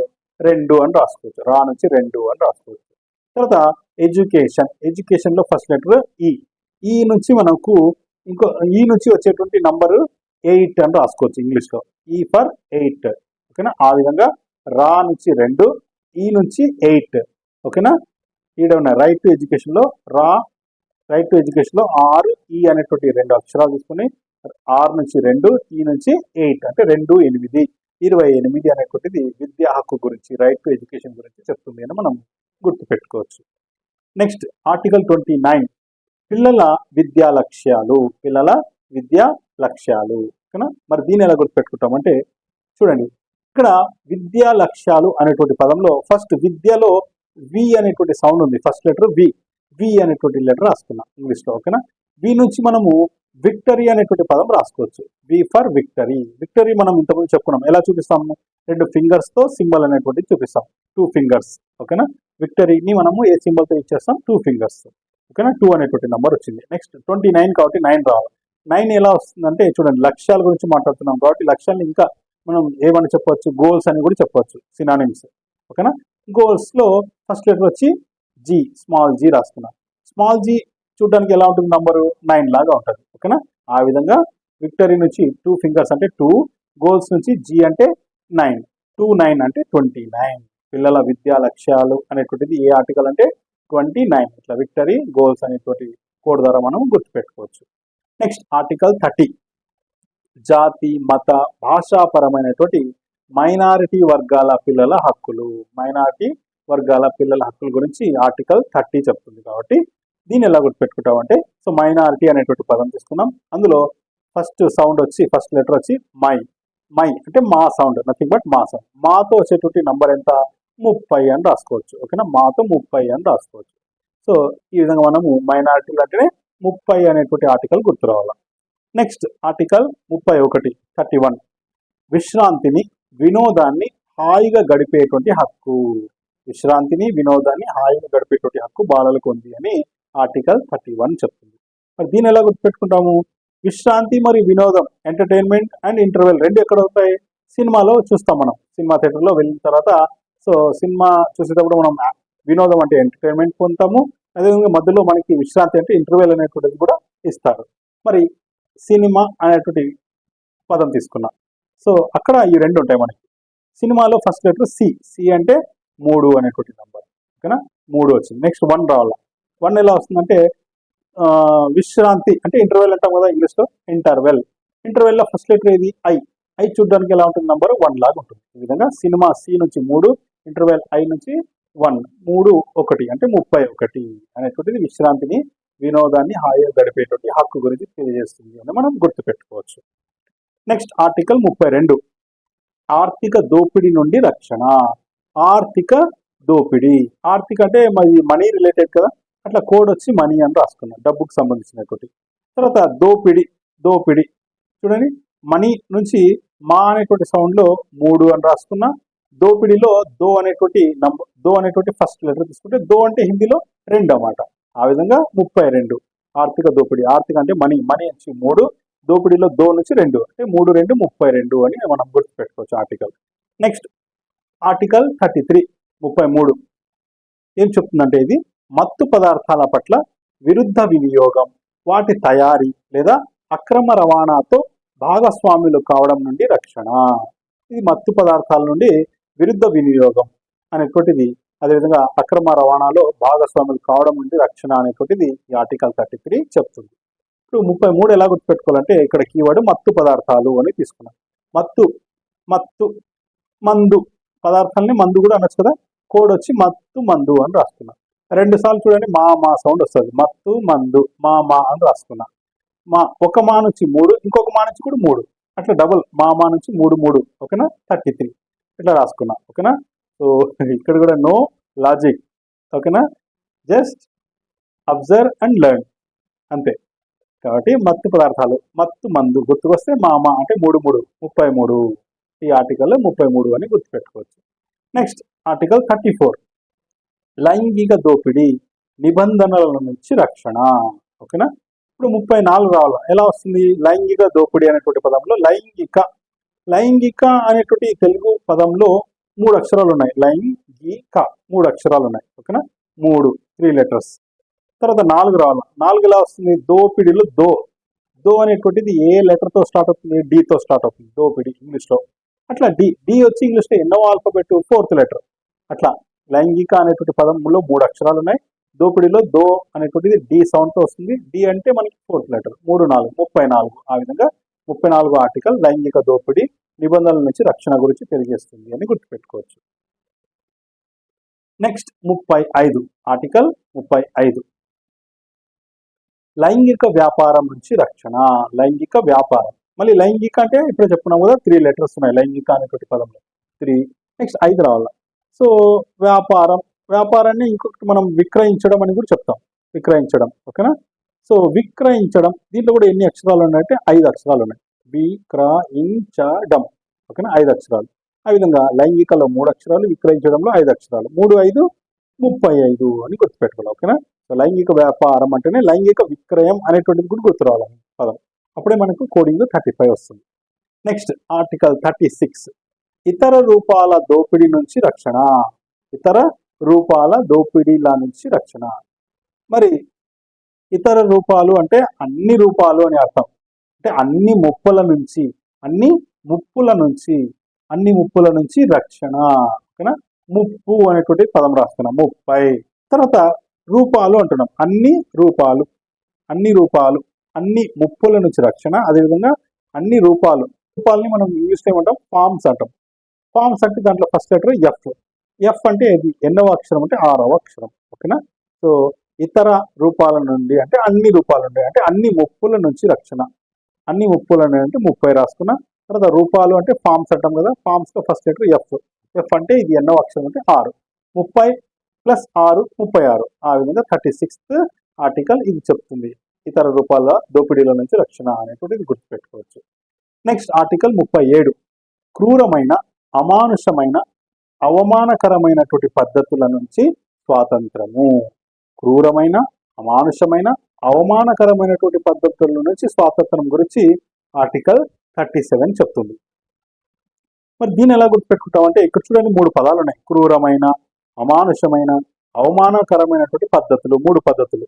సో 3 పద్ధతులు ఉన్నాయి. ఈ 3, కానీ అట్లా 3 అనేటువంటి నెంబర్ వస్తుంది. 7 రావాలి. 7 ఎలా వస్తుందంటే నుంచి స్వాతంత్రము అంటున్నాం కదా, స్వాతంత్రంలో ఫస్ట్ లెటర్ స్వా నుంచి మనం 7 అనేటువంటి ఇంగ్లీష్ నెంబర్ రాసుకున్నాం, ఓకేనా. 7 ఇక్కడ 3 పద్ధతులు 3. 7 నుంచి స్వా అనేటువంటి సౌండ్ నుంచి 7 అంటే 3, 7, ఓకేనా. 37 ఇలా గుర్తుపెట్టుకోవచ్చు. నెక్స్ట్ 38 ఆర్టికల్ 38 యుద్ధ సంఘర్షణ సన్నివేశాలలో పిల్లల హక్కులు. యుద్ధ సంఘర్షణ, దాన్ని ఇంగ్లీష్లో ఏమంటామంటే ఆర్మ్డ్ కాన్ఫ్లిక్ట్స్ అంటాం. Armed conflicts. 38 రావాలి. 38 ఎలా వస్తుందంటే చూడండి, ఆర్మ్డ్ అనేటువంటి సౌండ్ చూద్దాం. దానికి రిలేటెడ్గా రిథమికల్గా వచ్చేటువంటి నంబర్ హిందీలో ఆంట్ అంటాం. ఆర్మ్డ్ ఆంట్ అంటే 8, ఓకేనా. తర్వాత కాన్ఫ్లిక్ట్లో సి అనేటువంటి ఫస్ట్ లెటర్ తీసుకుంటే సి అనేటువంటిది ఎన్నవ లెటర్, 3వ లెటర్. 8, 3, 83 అనేటువంటి ఆర్టికల్ లేదు కాబట్టి మన రివర్స్లో 3, 8 అంటే 38 ఆర్టికల్. అంటే యుద్ధ సంఘర్షణ, ఆర్మ్డ్ కాన్ఫ్లిక్ట్స్. ఆర్మ్డ్ అంటే ఆంట్, కాన్ఫ్లిక్ట్స్లో సి నుంచి 3, అట్లా 8, 3 అంటే 38 రివర్స్లో చదివితే 38. ఇది 38వ ఆర్టికల్ అని గుర్తుపెట్టుకోవచ్చు. నెక్స్ట్ ఆర్టికల్ 39 నింద నుంచి స్వస్థత పొందడానికి అవసరమైన చికిత్స పొందేటువంటి హక్కు, ఓకేనా. ఇక్కడ మనం 2 పదాలు తీసుకున్నాం, నింద, చికిత్స. నింద నుంచి నా అనేటువంటి సౌండ్ నుంచి 9 అని రాసుకోవచ్చు. తర్వాత మనకి 39 రావాల. సో చికిత్స అంటే ట్రీట్మెంట్ అంటాం కదా, ట్రీట్మెంట్. ట్రీలో 3 అనేటువంటి సౌండ్ వస్తుంది. ట్రీట్మెంట్ అంటే 3 అంటే 3 ఇట్లా రాసుకున్నాం. 9, 3 93 ఆర్టికల్ లేదు కాబట్టి రివర్స్లో 39. అట్లా 39 అనేటువంటి ఆర్టికల్ నింద మరియు నింద నుంచి స్వస్థత పొందడానికి అవసరమైనటువంటి చికిత్స పొందేటువంటి హక్కు అని ఆర్టికల్ 39 గుర్తుపెట్టుకోవచ్చు. నెక్స్ట్ ఆర్టికల్ 40 క్రిమినల్ న్యాయం ముందు నేరాన్ని మోపబడ్డ పిల్లల హక్కులు. అంటే నేరం మోపబడ్డ పిల్లల హక్కుల గురించి ఈ ఆర్టికల్ 40 చెప్తుంది. మరి దీన్ని ఎలా గుర్తుపెట్టుకుంటామంటే కీవర్డ్ నేరము, తర్వాత పిల్లలు అనేటువంటి 2 పదాలు తీసుకున్నాం. సరే కోడ్ చూడండి, నేరము నుంచి వచ్చేటువంటి అంటే నా అనేటువంటి సౌండ్ ఫస్ట్ లెటర్ నా నుంచి వచ్చేటువంటి నంబర్ 4, ఓకేనా, 4. తర్వాత పిల్లలు అనేటువంటి పదం తీసుకుంటే పిల్లలు నుంచి పా అనేటువంటి సౌండ్, పా నుంచి 10 అని రాసుకోవచ్చు. పా నుంచి 10, 4 10, 4 10 అంటే 4 10ల 40, 4 10ల 40. అట్లా ఆర్టికల్ 40 నేరాన్ని మోపబడ్డ పిల్లల హక్కుల గురించి తెలియజేస్తుంది అని గుర్తుపెట్టుకోవచ్చు. నెక్స్ట్ ఆర్టికల్ 41, ఆర్టికల్ 41, ప్రభుత్వాలు చట్టాలు పిల్లల హక్కులకు నష్టం చేయరాదు. అంటే సో రాజ్యాలు కానీ లేదా చట్టాలు కానీ పిల్లలకు నష్టం చేయరాదు అని ఆర్టికల్ 41 చెప్తుంది. మరి దీన్ని ఎలా గుర్తుపెట్టుకుంటాం అంటే చూడండి, నష్టము అనేటువంటి పదం తీసుకున్నా దీంట్లో నా అనేటువంటి సౌండ్ ఉంది. నా నుంచి 4 అనేటువంటి నంబర్ రాసుకోవచ్చు. 4 1 రావాలి. మళ్ళీ 1 ఎలా వస్తుందంటే ఈ చట్టాలు ఎలా ఉండాలా, పిల్లలకి ది బెస్ట్ ఉండాలా, అంటే పిల్లలకి ఉత్తమంగా ఉండాలా చట్టాలు, అంటే పిల్లలకి ఉత్తమ చట్టాలు వర్తించాలి. ఉత్తమ చట్టాలు అంటే ఇంగ్లీష్లో బెస్ట్ వన్స్ అంటాం కదా, బెస్ట్ వన్ అంటే 1 అట్లా. నష్టం నుంచి 4, ఇక్కడ ఉత్తమ అంటే 1, ఉత్తమ అంటే బెస్ట్ వన్స్ అని రాసుకుంటే 1 అంటే 4 1 41 అనేటువంటిది ప్రభుత్వాలు చట్టాలు పిల్లల హక్కులకు నష్టం చేయరాదు అని చెప్తుంది అని మనం ఈ విధంగా కోడింగ్ ద్వారా గుర్తుపెట్టుకోవచ్చు. ఇవి విభాగం 1లో అంటే పార్ట్ 1లో ఉన్నటువంటి 1 నుంచి 41 వరకు ఆర్టికల్స్. ఇవి యాక్చువల్లీ బాలల హక్కుల గురించి అదేవిధంగా వాళ్ళకి సంబంధించిన మార్గదర్శకాలను తెలియజేస్తాయి. ఓకేనా. సో నెక్స్ట్ ఇప్పుడు మనం విభాగం 2లో ఉన్నటువంటి 42, 43, 44, 45 4 ఆర్టికల్స్ గురించి తెలుసుకుందాం. ఇక్కడ నుంచి మనము గుర్తుపెట్టుకోవాల్సినటువంటి అవసరం లేదంటే ఇవన్నీ ఇంపార్టెంట్ కాదు. ఈ హక్కులని సో ఏం తెలియజేస్తాయంటే సభ్య దేశాలకు బాధ్యతల గురించి తెలియజేస్తాయి. కాబట్టి వీటికి కోడింగ్ ఏం రాయలేదు, జస్ట్ ఒకసారి చదువుదాం. విభాగం 2లో ఆర్టికల్ 42, బాలల హక్కుల సదస్సు తీర్మానానికి సంబంధించిన సూత్రాలు నిబంధనలను సమాజానికంతా తెలియజేసేటువంటి చర్యలు తీసుకోవాలి అని ఆర్టికల్ 42 చెప్తుంది. ఆర్టికల్ 43, బాలల హక్కుల సదస్సు తీర్మానాలకు సంబంధించిన ప్రగతిని సమీక్షించేందుకు ఒక కమిటీని ఏర్పాటు చేయడం జరగాలి అని 43 చెప్తుంది. తర్వాత 44, యుఎన్ఓ సభ్య దేశాలు మొదట తమ ప్రగతి నివేదికలను బాలల హక్కుల తీర్మానంపై సంతకం చేసిన 2 సంవత్సరాల తర్వాత మొదటిసారిగా యుఎన్ఓ కమిటీకి సమర్పించాలి. తర్వాత నుండి 5 సంవత్సరాలకు ఒకసారి ఇవ్వాలి అనేటువంటిది ఆర్టికల్ 44 చెప్తుంది. తర్వాత ఆర్టికల్ 45, యుఎన్ఓ సభ్య దేశాలు ఏర్పాటు చేసిన కమిటీ బాలలకు సంబంధించిన అన్ని విషయాల మీద ఇతర అంతర్జాతీయ సంస్థల పరిధిలోకి వచ్చేటువంటి అన్ని అంశాలను సమన్వయపరచాలి అని ఆర్టికల్ 45 చెప్తుంది. ఓకేనా. సో ఈ 4 కూడా మనకి ఇంపార్టెంట్ కాదు, జస్ట్ ఒకసారి అలా చూస్తాం. నెక్స్ట్ విభాగం 3 పార్ట్ 3, ఇందులో మనకి ఆర్టికల్స్ 46 నుంచి 54 వరకు ఉన్నాయి. ఇవి కూడా ఇంపార్టెంట్ కాదు, కానీ ఒకే ఒక ఆర్టికల్ అంటే ఆర్టికల్ 46 ఇంపార్టెంట్. అదేమిటంటే బాలల హక్కుల సదస్సుకు సంబంధించిన తీర్మానాలపై యుఎన్ఓ సభ్య దేశాలు అన్ని సంతకం చేయడానికి స్వేచ్ఛను కలిగి ఉన్నారు. అంటే యుఎన్ఓ సభ్య దేశాలు సంతకాలు చేయడానికి స్వేచ్ఛను కలిగి ఉన్నాయి అని చెప్పేది ఆర్టికల్ 46. కాబట్టి ఇది గుర్తుపెట్టుకోండి. సో సంతకాలు అంటే సైన్ అంటాం. ఓకేనా. దేశాలు, సభ్య దేశాల్లో దేశాలు అనేటువంటి 2 పదాలు తీసుకున్నాం. కోడ్ దేశాలు, దేశాల నుంచి డి అనేటువంటి సౌండ్ వస్తుంది. డి అంటే ఎన్నో లెటర్, ఇది డి 4th లెటర్, అట్లా 4 వచ్చింది. తర్వాత సైన్ అంటే మనము సైన్తో వచ్చేటువంటి నంబరు 6 అనుకుందాం. సైన్ 6 అంటే 4 6 అంటే 46. సభ్య దేశాలు సంతకం చేయడానికి స్వేచ్ఛను కలిగి ఉన్నారు అని చెప్పేటువంటి ఆర్టికల్ 46. దేశాలు డి అంటే 4, సైన్ అంటే 6 అనేటువంటి నంబర్, 4 6 అంటే 46. ఇది ఒకటి మనం గుర్తుపెట్టుకుందాం. ఓకేనా. ఇంకా రిమైనింగ్ అన్ని కూడా ఇంపార్టెంట్ కాదు, జస్ట్ ఒకసారి చూద్దాం. ఆర్టికల్ 47, బాలల హక్కుల సదస్సు తీర్మానం ఆమోదించడం కొరకు ఆయా సభ్య దేశాలు నిర్ణయాలు తీసుకోవాలి. తర్వాత ఆర్టికల్ 48, యుఎన్ఓ సభ్య దేశాలకు తీర్మానంపై నిర్ణయాలు తీసుకున్నటకు అంగీకారం తెలుపుటకు స్వేచ్ఛ ఉంది. తర్వాత ఆర్టికల్ 49, బాలల హక్కుల సదస్సు తీర్మానంపై యుఎన్ఓ సభ్య దేశాలు సంతకం చేసిన 30 రోజుల తర్వాత నుండి ఆయా దేశాలు అమలు పరచాలి.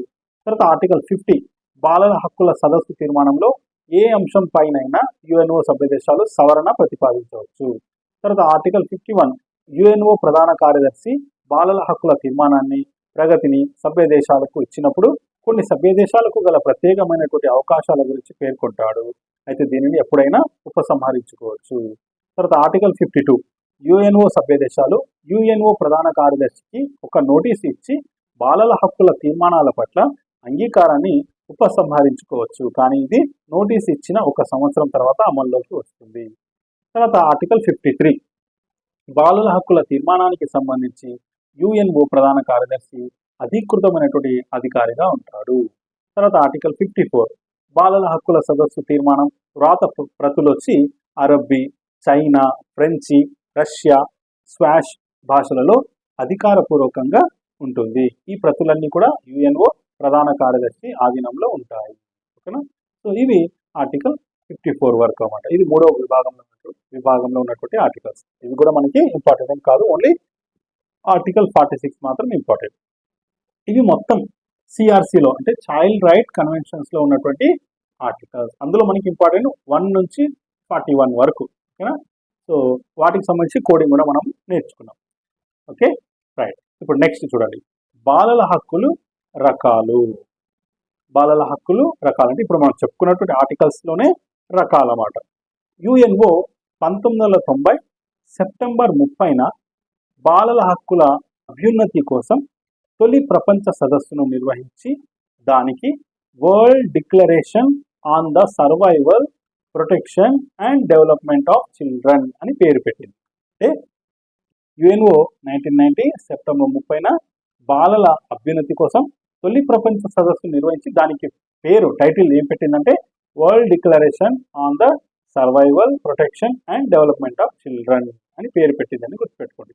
సో ఇది కూడా బిట్కి అడగడానికి ఛాన్స్ ఉందన్నమాట. ఓకేనా, రైట్. సో ఇప్పుడు మనం బాలల హక్కుల రకాల గురించి కొద్దిగా చూద్దాం. అవి ఏమిటంటే ఈ సందర్భంగా బాలల హక్కులను 4 రకాలుగా వర్గీకరించారు. బాలల హక్కులను 4 రకాలుగా వర్గీకరించారు. అవి ఏమిటంటే జీవించే హక్కు, దీని ఇంగ్లీష్లో రైట్ టు లివింగ్ అంటాం, లేదా రైట్ టు లైవ్ అని కూడా మనం చెప్పవచ్చు సింపుల్గా. తర్వాత సంరక్షణ హక్కు, రైట్ ఫర్ ప్రొటెక్షన్. తర్వాత అభివృద్ధి హక్కు, రైట్ ఫర్ డెవలప్మెంట్. తర్వాత పాల్గొనే హక్కు లేదా భాగస్వామ్య హక్కు, రైట్ టు పార్టిసిపేషన్. ఓకేనా, ఈ మొత్తం హక్కుల్ని ఏం చేసినా అంటే 4 రకాలుగా డివైడ్ చేసినారు అనమాట. జీవించే హక్కు, సంరక్షణ హక్కు, అభివృద్ధి హక్కు, పాల్గొనే హక్కు లేదా భాగస్వామ్య హక్కు. ఓకేనా, సో ఒక్కొక్క దాని గురించి లైట్గా తెలుసుకుందాం. ఒక లైన్లో చూడండి. మొదట జీవించే లేదా మనుగడ సాధించేటువంటి హక్కు, రైట్ టు సర్వైవల్. ఇదేం చెప్తుంది యాక్చువల్లీ అంటే శిశువు జీవించడానికి కావలసిన ఆరోగ్యం, పౌష్టిక ఆహారం, జీవిత మనుగడకు సంబంధించినది హక్కు. సో జీవించే హక్కు అంటే ఏమంటే ఆరోగ్యము, పౌష్టిక ఆహారము, జీవిత మనుగడకు సంబంధించినటువంటి హక్కుల గురించి చెప్పేటువంటిది ఈ మనుగడ సాధించేటువంటి హక్కు. ఇందులో అంటే దీని గురించి యుఎన్ఓ ఒడంబడికలో ఏ ఆర్టికల్స్ తెలియజేస్తాయంటే 6 నుంచి 24 వరకు ఉన్నటువంటి ఆర్టికల్స్ ఈ జీవించే హక్కు గురించి తెలియజేస్తాయి. ఓకేనా, 6 నుంచి 24 గురించి 6 నుంచి 24 ఆర్టికల్స్ అన్నమాట. ఓకేనా, రైట్. నెక్స్ట్ రక్షణ పొందే హక్కు, రైట్ టు ప్రొటెక్షన్. రక్షణ అంటే దేని నుంచి రక్షణ? దోపిడీ, క్రూరత్వం, తర్వాత దుర్వినియోగం నుండి రక్షణ. దీనికి సంబంధించినటువంటి ఆర్టికల్స్ అంటే బిడ్డ పుట్టక ముందు, తర్వాత పుట్టిన తర్వాత పొందవలసినటువంటి రక్షణలను యుఎన్ఓ ఒడంబడికలోని ప్రకటనలు అంటే ఆర్టికల్స్ ఏవేవి అంటే 2, 19, 32, 33, 34, 35 లేదు చూడండి, 36, 37, 38, 39, 40 అంటే 35 తప్ప 40 వరకు, 32 నుంచి 40 వరకు అన్నమాట, ఎక్సెప్ట్ 35 తెలియజేస్తాయి. అంటే ఈ ఆర్టికల్స్ అన్ని కూడా రక్షణ పొందే హక్కు గురించి తెలియజేస్తాయి. అంటే వేటి నుంచి? దోపిడీ, క్రూరత్వము, దుర్వినియోగం నుండి రక్షణ పొందేటువంటి హక్కుల గురించి తెలియజేసేటువంటి ఆర్టికల్స్ అన్నమాట. తర్వాత మూడవది అభివృద్ధి చెందేటువంటి హక్కు, రైట్ టు డెవలప్మెంట్. సో ఇందులో ముఖ్యంగా విద్య మరియు శిశు పోషణ గురించి తెలియజేస్తాయి. ఓకేనా, విద్య మరియు శిశు పోషణ కలిగి ఉండేటువంటి హక్కు అంటే బిడ్డ సర్వతోముఖాభివృద్ధి చెందడానికి కావలసినటువంటి మూర్తిమత్వాన్ని పొందడానికి కావలసినటువంటి హక్కు. ఓకేనా, సో టోటల్ సర్వతోముఖాభివృద్ధి పొందడానికి అన్నమాట, సంపూర్ణ వికాసం చెందడానికి, మూర్తిమత్వాన్ని పొందడానికి కావలసినటువంటి హక్కుల గురించి ఈ అభివృద్ధి చెందేటువంటి హక్కు తెలియజేస్తుంది. ఇందులో ఏ ఆర్టికల్స్ ఉన్నాయంటే చూడండి, యుఎన్ఓ ఒడంబడికలోని 28, 29, 31 ప్రకరణలలో దీనిని గురించి వివరించబడినది. సో 28, 29, 31 అనేటువంటిది అభివృద్ధి చెందే హక్కుల గురించి అంటే విద్య మరియు శిశు పోషణ గురించి తెలియజేస్తాయి ఇవి. నెక్స్ట్ నాలుగవది భాగస్వామ్య లేదా పాల్గొనేటువంటి హక్కు, రైట్ టు పార్టిసిపేషన్. అంటే బాలల అభిప్రాయాలను మన్నించడం, వ్యక్తీకరణ స్వేచ్ఛ. అంటే బాలలు వాళ్ళ అభిప్రాయాలను వ్యక్తపరిచేటువంటి హక్కు గురించి ఈ భాగస్వామ్యం మరియు పాల్గొనేటువంటి హక్కు తెలియజేస్తుంది అని చెప్తుంది. స్వేచ్ఛగా భావ ప్రకటన చేసుకునే విధంగా న్యాయ పరిపాలనలోని అంశాల్లో బిడ్డ భావాలను గౌరవించేటువంటి విధానానికి సంబంధించినటువంటి ఆర్టికల్స్ ఇందులో ఉంటాయి. అవేమిటంటే యుఎన్ఓ ఒడంబడికలోని 13 నుంచి 17 వరకు గల ఆర్టికల్స్ ఈ భాగస్వామ్యం లేదా పాల్గొనే హక్కు గురించి తెలియజేస్తాయి అన్నమాట. ఓకేనా? సో ఇవి 4 రకాల హక్కులు. ఓకేనా? ఇవి జీవించే హక్కు, సంరక్షణ హక్కు, అభివృద్ధి చెందేటువంటి హక్కు, తర్వాత పాల్గొనే హక్కు లేదా భాగస్వామ్య హక్కు. సో మొదటి దాంట్లో 6 నుంచి 24 వరకు వచ్చి జీవించే హక్కు లేదా మనుగడ సాగించే హక్కు. ఇందులో మెయిన్ దేని గురించి చెప్తారంటే ఆరోగ్యము, పౌష్టిక ఆహారము, జీవిత మనుగడ గురించి చెప్తాయి. తర్వాత రక్షణ పొందే హక్కు అంటే దేని నుంచి అంటే దోపిడీ, క్రూరత్వం, దుర్వినియోగం నుండి. దీనిలో ఆర్టికల్స్ వచ్చి 2, 19, 32, 33, 34, 36, 37, 38, 39, 40 అన్నమాట. ఓకేనా? మూడోది వచ్చి అభివృద్ధి చెందేటువంటి హక్కు. ఇది ముఖ్యంగా విద్య మరియు శిశు పోషణ గురించి తెలియజేస్తుంది. ఇందులో ఆర్టికల్స్ 28, 29, 31. తర్వాత 4వది భాగస్వామ్యం లేదా పాల్గొనేటువంటి హక్కు. ఇందులో వచ్చి అభిప్రాయాలను స్వేచ్ఛగా వ్యక్తపరిచేటువంటి హక్కు అన్నమాట. ఇందులో 13 నుంచి 17 వరకు గల ఆర్టికల్స్ ఉంటాయి. ఇవి బాలల హక్కుల్లోని రకాలు. నెక్స్ట్, ఇప్పుడు భారత రాజ్యాంగంలోని బాలల హక్కులు.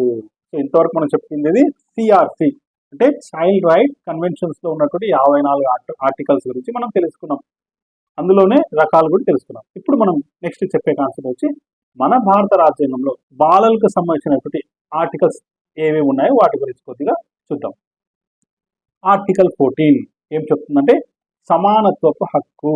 సమానత్వపు హక్కు, రైట్ టు ఈక్వాలిటీ. ఇది మానవ హక్కుల్లో కూడా ఉంది.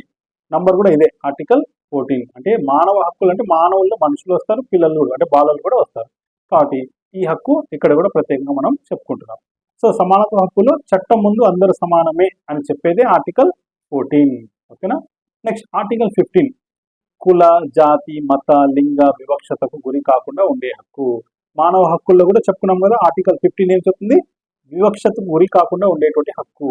అది పెద్దవాళ్ళకైనా సరే, బాలలకైనా సరే. ఓకేనా? అందుకే ఈ 14, 15 మానవ హక్కుల్లో ఉన్నాయి, బాలల హక్కుల్లో కూడా ఉన్నాయి. మరి దీన్ని మనం అక్కడ ఎలా గుర్తుపెట్టుకున్నాము? ఒక కోడ్ గుర్తుపెట్టుకున్నాము అక్కడ. చూడండి, చట్టం వివక్షత ప్రభుత్వ ఉద్యోగాల్లో చూపకూడదు అవి అని ఒక కోడ్ అక్కడ మనం మానవ హక్కుల్లో గుర్తుపెట్టుకున్నాం. ఏది? ఫండమెంటల్ రైట్స్ లో ఫస్ట్ ఫండమెంటల్ రైట్ సమానత్వపు హక్కు, రైట్ టు ఈక్వాలిటీ అనేటువంటి హక్కులో అక్కడ ఉన్నటువంటి 14 నుంచి 18 వరకు ఉన్నటువంటి ఆర్టికల్స్ ని గుర్తుపెట్టుకోవడానికి ఈ కోడ్ రాస్తున్నాం. చట్టం వివక్షత ప్రభుత్వ ఉద్యోగాల్లో చూపకూడదు అవి అనేటువంటి కోడ్. కాబట్టి 14, 15 అంటే మనకి మానవ హక్కులు ఉన్నటువంటి సేమ్ ఆర్టికల్సే బాలల హక్కులకు కూడా వస్తాయి. ఓకేనా? చట్టము, వివక్షత ఇవి రెండు గుర్తుపెట్టుకోండి. చట్టము, వివక్షత. వివక్షత అంటే 15, చట్టం అంటే 14. ఆ విధంగా ఈ ఆర్టికల్ 14, 15 మనకు కోడ్ అనేటువంటిది ఈ విధంగా రాసుకోవచ్చు. ఓకేనా? రైట్. నెక్స్ట్ ఆర్టికల్ 15లో 3. ఆర్టికల్ 15లో 3 అదేం చెప్తుందంటే మహిళలు మరియు పిల్లల కోసం ప్రత్యేకమైనటువంటి ఏర్పాట్లు. ఈ ఆర్టికల్ మహిళల గురించి చెప్తుంది, అదేవిధంగా బాలల గురించి కూడా చెప్తుంది. కాబట్టి మనం ఇక్కడ ఆర్టికల్ 15(3) గురించి చెప్పుకుంటాం. రైట్. చూడండి, ఇక్కడ ప్రత్యేక ఏర్పాట్లు కోడ్ ఏం రాసుకున్నాము? ప్రత్యేక ఏర్పాట్లు అంటే స్పెషల్ ఆప్షన్స్. స్పెషల్ ఆప్షన్స్ అనేటువంటి ఒక కీవర్డ్ తీసుకున్నాం. ప్రత్యేక ఏర్పాట్లు. ఆప్షన్స్ లో ఓ అనేటువంటి ఫస్ట్ లెటర్ తీసుకుంటే, ఓ అంటే మనకి ఎన్నవ అక్షరం? అది 15వ అక్షరం. ఆ విధంగా మహిళలు మరియు పిల్లల కోసం ప్రత్యేక ఏర్పాట్ల నుంచి ప్రత్యేక అంటే స్పెషల్ ఆప్షన్స్ నుంచి ఓ నుంచి 15 అంటే ఇది 15th ఆర్టికల్. అందులో ఇంకా ఎవరి గురించి మాట్లాడుతున్నాం? మహిళల గురించి కూడా మాట్లాడుతున్నాం. అంటే స్త్రీ, ఫీమేల్. ఓకేనా? స్త్రీ అంటే నంబర్ 3 అని మనం సౌండ్ వస్తుంది కదా. స్త్రీ, 3 రైమింగ్ వర్డ్స్. అట్లా 3 అంటే 15లో 3. ఓకేనా? 15(3). ఆర్టికల్ 15(3) ఏం చెప్తుంది? మహిళలు మరియు పిల్లల కోసం ప్రత్యేక ఏర్పాట్లు. ఓకేనా? ఈ కోడ్ ద్వారా మహిళలు మరియు పిల్లల కోసం ప్రత్యేక ఏర్పాట్లు అంటే 15(3) అని గుర్తుపెట్టుకోవచ్చు. Next 21A. ఆర్టికల్ 21A ఇది అందరికి తెలుసు. మన ఆర్టీఈ యాక్ట్ ప్రకారము 6 నుంచి 14 సంవత్సరాల బాలలందరికీ ఉచిత నిర్బంధ ప్రాథమిక విద్య పొందేటువంటి హక్కు ఉంది అని చెప్పేదే ఆర్టికల్ 21A. ఓకేనా? మరి దీన్ని ఎలా గుర్తుపెట్టుకుంటాం మనం? చూడండి, code R T 2009. R T 2009 actually ఏం చెప్తుంది? Free and compulsory primary education గురించి చెప్తుంది. Free and compulsory primary education. మరి మొత్తం ఈ పదాల్లో ఫస్ట్ లెటర్ ఫ్రీ అనే నుంచి ఎఫ్ అని తీసుకున్నా, తర్వాత ప్రైమరీ ఎడ్యుకేషన్ ఫ్రీ పి అనేటువంటి లెటర్ తీసుకున్నా, ఎడ్యుకేషన్లో ఈ అనేటువంటి లెటర్ తీసుకున్నా. ఇప్పుడు మనకు 21A రావాలా? 21 ఏమో ఇలా వస్తుంది చూడండి. ప్రైమరీలో పి అంటే 16వ అక్షరం, ఎడ్యుకేషన్లో ఈ అంటే 5వ అక్షరం, 16 + 5 21. ఓకేనా. తర్వాత ఏ అనేటువంటిది ఎలా వస్తుందంటే ఫ్రీ అనేటువంటి దాంట్లో ఎఫ్ అంటే ఫస్ట్ లెటర్ ఇంగ్లీష్ ఆల్ఫాబెట్లో ఫస్ట్ లెటర్ ఏ.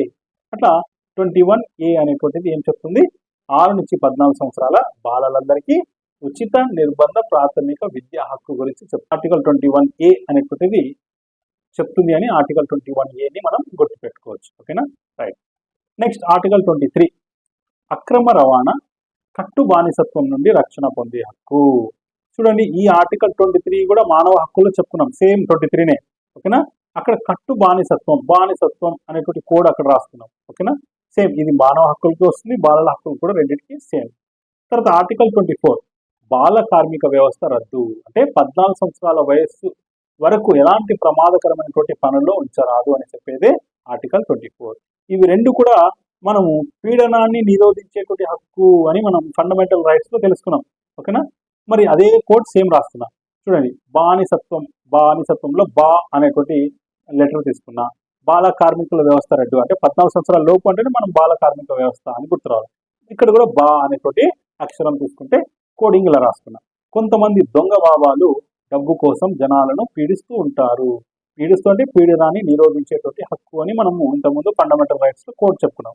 బాబా అంటే ఇక్కడ చూడండి, అక్కడ చెప్పుకున్నాం మనం కోడింగ్ కూడా 23, 24 అని. ఓకేనా. సో పీడనాన్ని నిరోధించేటువంటి హక్కులో ఆర్టికల్స్ 23, 24 బానిసత్వం గురించి, బాల కార్మిక వ్యవస్థ రద్దు గురించి చెప్తాయని మనం మానవ హక్కులు అనేటువంటిది ఆల్రెడీ మనం వీడియో చేసి ఉన్నాము. కావాలంటే డిస్క్రిప్షన్ లో లింక్ ఇస్తాను, అది మీరు అక్కడ కోడింగ్ అనేటువంటిది చూసుకోవచ్చు. ఓకేనా. అది గుర్తుకొస్తే ఈ 23, 24 కూడా మీకు ఆటోమేటిక్గా బాబా అనేటువంటి కోడ్ నుంచి 23, 24 గుర్తుకొస్తుంది. ఓకేనా. రైట్. నెక్స్ట్ ఆర్టికల్ 39E బాల్యావస్థలో ఉన్న బాల కార్మికుల ఆరోగ్యం, శ్రమశక్తి దుర్వినియోగం అంటే దోపిడీ కాకుండాట. ఆర్థిక పరిస్థితుల వలన గత్యంతరం లేని పరిస్థితులలో వారు తమ వయస్సుకు శక్తికి మించినటువంటి పనుల్లో నిమగ్నం కాకుండా చూసేటువంటి బాధ్యత ప్రభుత్వంపై ఉన్నది అని చెప్పేది ఆర్టికల్ 39E. సో ఇక్కడ ఏం చెప్తుందంటే శక్తికి మించిన పనుల్లో నిమగ్నం చేయకూడదు బాలల్ని. వాళ్ళ గత్యంతరమైన పరిస్థితుల్లో వాళ్ళని దుర్వినియోగం అంటే వాళ్ళ శ్రమశక్తిని దుర్వినియోగం చేయకూడదు అని చెప్పేది ఆర్టికల్ 39E. ఓకేనా. మరి దీన్ని ఎలా గుర్తుపెట్టుకుంటామంటే కోడ్ చూడండి, ఇక్కడ దేని గురించి మాట్లాడుతున్నాం, శక్తిని మించిన పనుల్లో అంటే శక్తి అనేటువంటి పదం తీసుకున్నాం. శక్తి ముక్తి అనేటువంటి రైమింగ్ వర్డ్స్, శక్తి ముక్తి. ఓకేనా. ముక్తిలో మా అనేటువంటి సౌండ్ నుంచి 3 అని రాసుకోవచ్చు, తి అనేటువంటి సౌండ్ లో తా నుంచి 9 అని రాసుకోవచ్చు. ఆ విధంగా శక్తి ముక్తి అంటే 3, 3, 9, 3, 9 అంటే 39 అని మనం ఆర్టికల్ 39 గుర్తుపెట్టుకోవచ్చు. తర్వాత ఈ అనేటువంటిది ఎలా వస్తుంది, మళ్ళీ శక్తినే తీసుకున్నాం. శక్తి అంటే లాస్ట్ లో మనకి సౌండ్ ఈ అనేటువంటి సౌండ్ వస్తుంది. ఓకేనా. సో 39E అనేటువంటిది ఈ ఆర్టికల్. నెక్స్ట్ 39లో ఎఫ్ బాలలు ఆరోగ్యకర మరియు గౌరవంగా స్వేచ్ఛాయుత బాలను గడుపుటకు అవకాశాలను, స్వేచ్ఛా వాతావరణమును కల్పించాలి. ఓకేనా. సో గౌరవంగా స్వేచ్ఛాయుత బాల్యాన్ని పొందడానికి బాలలకు గల హక్కు గురించి తెలియజేసేదే ఆర్టికల్ 39F అన్నమాట. మరి దీన్ని ఎలా గుర్తుపెట్టుకుంటాం అంటే చూడండి, స్వేచ్ఛాయుత బాల్యం అంటే ఫ్రీ చైల్డ్హుడ్ అంటాం, గౌరవంగా అంటే విత్ డిగ్నిటీ అంటాం. అట్లా ఈ పదం తీసుకున్నాం, గౌరవంగా స్వేచ్ఛాయుత బాల్యం అంటే ఫ్రీ చైల్డ్హుడ్ విత్ డిగ్నిటీ. దీంట్లో నుంచి ఫ్రీ అంటే ఫస్ట్ లెటర్ ఎఫ్ తీసుకున్నా, తర్వాత ఎఫ్ అంటే ఇక్కడ కోడింగ్లో ఎఫ్ కూడా సరిపోయింది. చైల్డ్ విత్ డిగ్నిటీలో చైల్డ్ సి అంటే 3, సి అంటే 3వ అక్షరం, 9 రావాల 39. 9 అంటే డిగ్నిటీలో నైటీ లేదా నైన్ అనేటువంటి సౌండ్ వస్తుంది. ఓకేనా. సో ఫ్రీ అంటే ఎఫ్, తర్వాత చైల్డ్లో సి నుంచి 3, తర్వాత డిగ్నిటీలో 90 నుంచి నై అంటే 9 సౌండ్ నుంచి 9 అని రాస్తుంది. అట్లా 3, 9, 39. 39లో ఎఫ్ అనేటువంటిది గౌరవంగా స్వేచ్ఛాయుత బాల్యం, ఫ్రీ చైల్డ్హుడ్ విత్ డిగ్నిటీ అనేటువంటిది తెలియజేస్తుందని మనము ఈ ఆర్టికల్ని గుర్తుపెట్టుకోవచ్చు. ఓకేనా. నెక్స్ట్ ఆర్టికల్ 45 6 సంవత్సరాలు పూర్తయ్యే వరకు బాలబాలికలకు ఆరోగ్య పరిరక్షణకు అంటే 3 నుంచి 6 సంవత్సరాలు ప్రీ ఎలిమెంటరీ అంటాం కదా ఏజ్, విద్యా వసతులు కల్పించడానికి ప్రభుత్వం కృషి చేయాలి. అంటే ప్రీ ఎలిమెంటరీ ఎడ్యుకేషన్ను ఇవ్వడానికి ప్రభుత్వము తీసుకోవాల్సినటువంటి చర్యల గురించి ఈ ఆర్టికల్ 45 చెప్తుంది. ఓకేనా, రైట్. 6 సంవత్సరాలు పూర్తయ్యే వరకు బాలబాలికలకు ఆరోగ్య పరిరక్షణకు అదేవిధంగా విద్యా వసతులు కల్పించడానికి ప్రభుత్వం కృషి చేయాలా అని చెప్పేది ఆర్టికల్ 45. మరి దీన్ని ఎలా గుర్తుపెట్టుకుంటాం అంటే చూడండి, 3 to 6 ఇయర్స్ అంటాం కదా. 3 to 6 అంటే మధ్యలో ఒక 2 నెంబర్ మిస్ అయినాయి చూడండి. 4, 5, 3, 4, 5, 6 కదా. 4, 5 మధ్యలో మిస్ అయింది. అట్లా 45 అని మనము ఈ ఆర్టికల్ 45 3 నుంచి 6 ఇయర్స్ పిల్లల గురించి చెప్తుంది అని మనం గుర్తుపెట్టుకోవచ్చు. నెక్స్ట్ ఆర్టికల్ 46 బలహీన వర్గాల వారి ప్రత్యేకించి ఎస్సీ ఎస్టీలు ఆర్థికాభివృద్ధికి వారి విద్యా అవకాశాల అభివృద్ధికి ప్రభుత్వం ప్రత్యేక శ్రద్ధ తీసుకునవలెను. వారిని సామాజిక సాంఘిక అన్యాయం నుండి అన్ని రకాల దోపిడీల నుండి కాపాడాలని తెలియజేస్తుంది. సో ఆర్టికల్ 46 బలహీన వర్గాల ఆర్థిక అభివృద్ధి గురించి విద్యా అవకాశాల గురించి చెప్తుంది, ఎస్సీ ఎస్టీల గురించి. ఓకేనా, తర్వాత వాళ్ళను అన్ని రకాల దోపిడీ నుండి కాపాడాలని చెప్తుంది. మరి దీన్ని 46 ఎలా గుర్తుపెట్టుకుంటామంటే చూడండి, దోపిడీలో డి సౌండ్ నుంచి 4th లెటర్, డి అంటే 4th లెటర్ 4 వచ్చింది. 6 ఎలా వస్తుందంటే ఎస్సీ ఎస్టీల గురించి చెప్తుంది, బలహీన వర్గాల గురించి. కాబట్టి ఎస్సీ ఎస్టీ అనేటువంటి 2 పదాలు తీసుకుని దీంట్లో ఎస్ అంటే ఎస్ అనేటువంటి సౌండ్ ఉంది, ఎస్ అనేటువంటి లెటర్ నుంచి 6 అనేటువంటి నంబర్ రాసుకుంటే 4, 6 అంటే 46 అనేటువంటిది బలహీన వర్గాల ఆర్థిక అభివృద్ధి విద్యా అభివృద్ధి గురించి చెప్తుంది అని మనం ఆర్టికల్ 46 గుర్తుపెట్టుకోవచ్చు. నెక్స్ట్ ఆర్టికల్ 47 బాలలకు పౌష్టిక ఆహారం మెరుగైన జీవనాన్ని కల్పించాలి. బాలలకు పౌష్టిక ఆహారం మెరుగైన జీవనాన్ని కల్పించాలి అని చెప్పేదే ఆర్టికల్ 47. రైట్, దీన్ని ఎలా గుర్తుపెట్టుకుంటాము? పౌష్టిక ఆహారం అంటే న్యూట్రిషియస్ ఫుడ్ అంటాం కదా.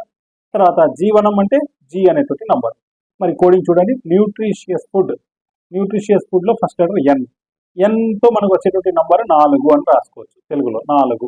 తర్వాత జీవనాన్ని అంటే జీవనం జీ అంటే జీ అంటే అది ఎన్నో అక్షరము 7వ అక్షరం. అట్లా సింపుల్గా 4, 7 అంటే 47. ఆర్టికల్ 47 ఏం చెప్తుందంటే న్యూట్రిషియస్ ఫుడ్ గురించి చెప్తుంది, అంటే బాలలకు పౌష్టికాహారం మరియు జీవనాన్ని కల్పించాలి అని చెప్పేది ఆర్టికల్ 47.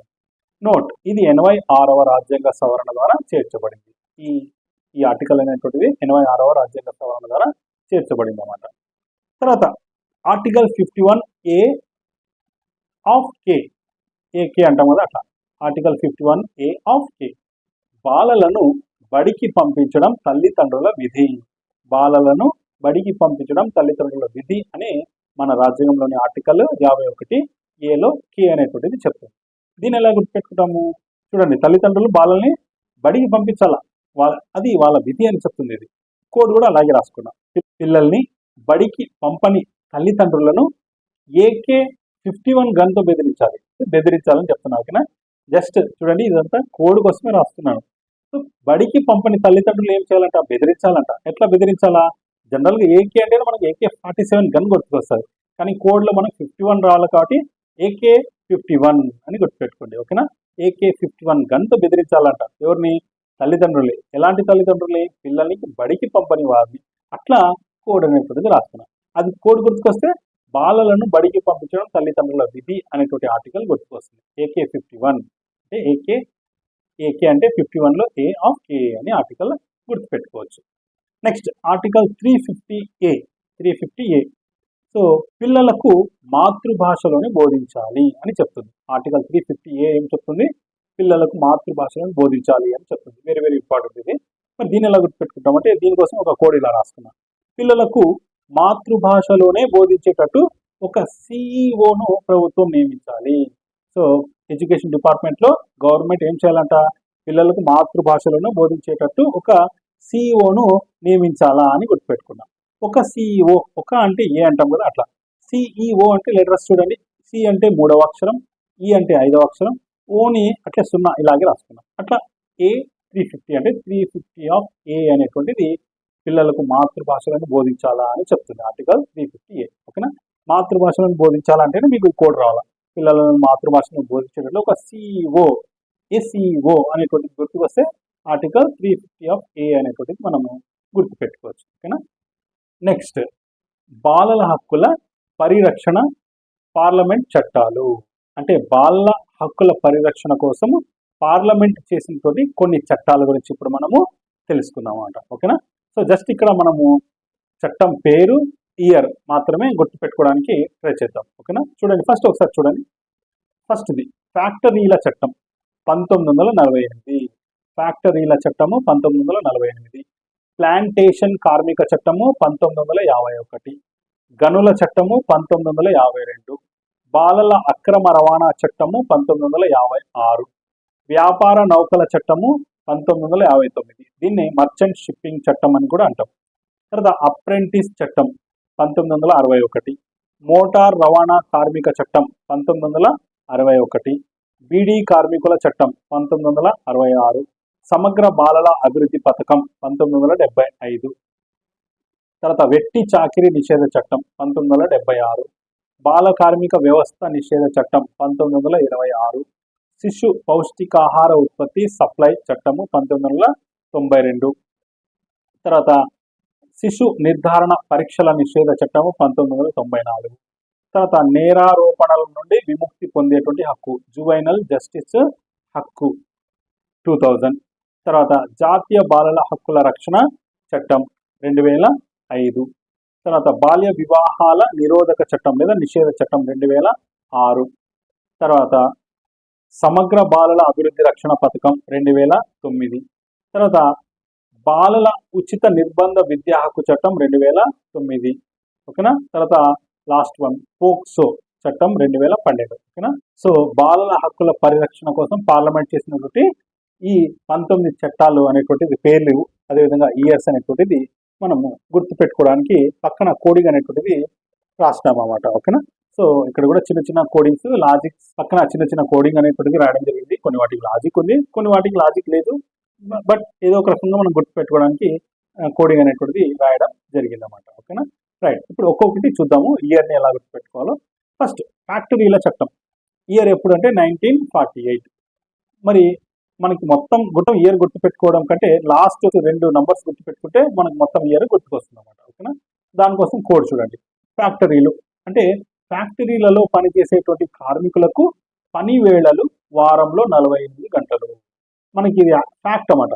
ఫ్యాక్టరీలో పనిచేసేటువంటి కార్మికులకు పని గంటలు ఎంత అంటే వారంలో 48 గంటలు. ఓకేనా. అట్లా 48 గంటలని గుర్తుకొస్తేనే 1948 ఫ్యాక్టరీల చట్టం అని గుర్తుకొస్తుంది.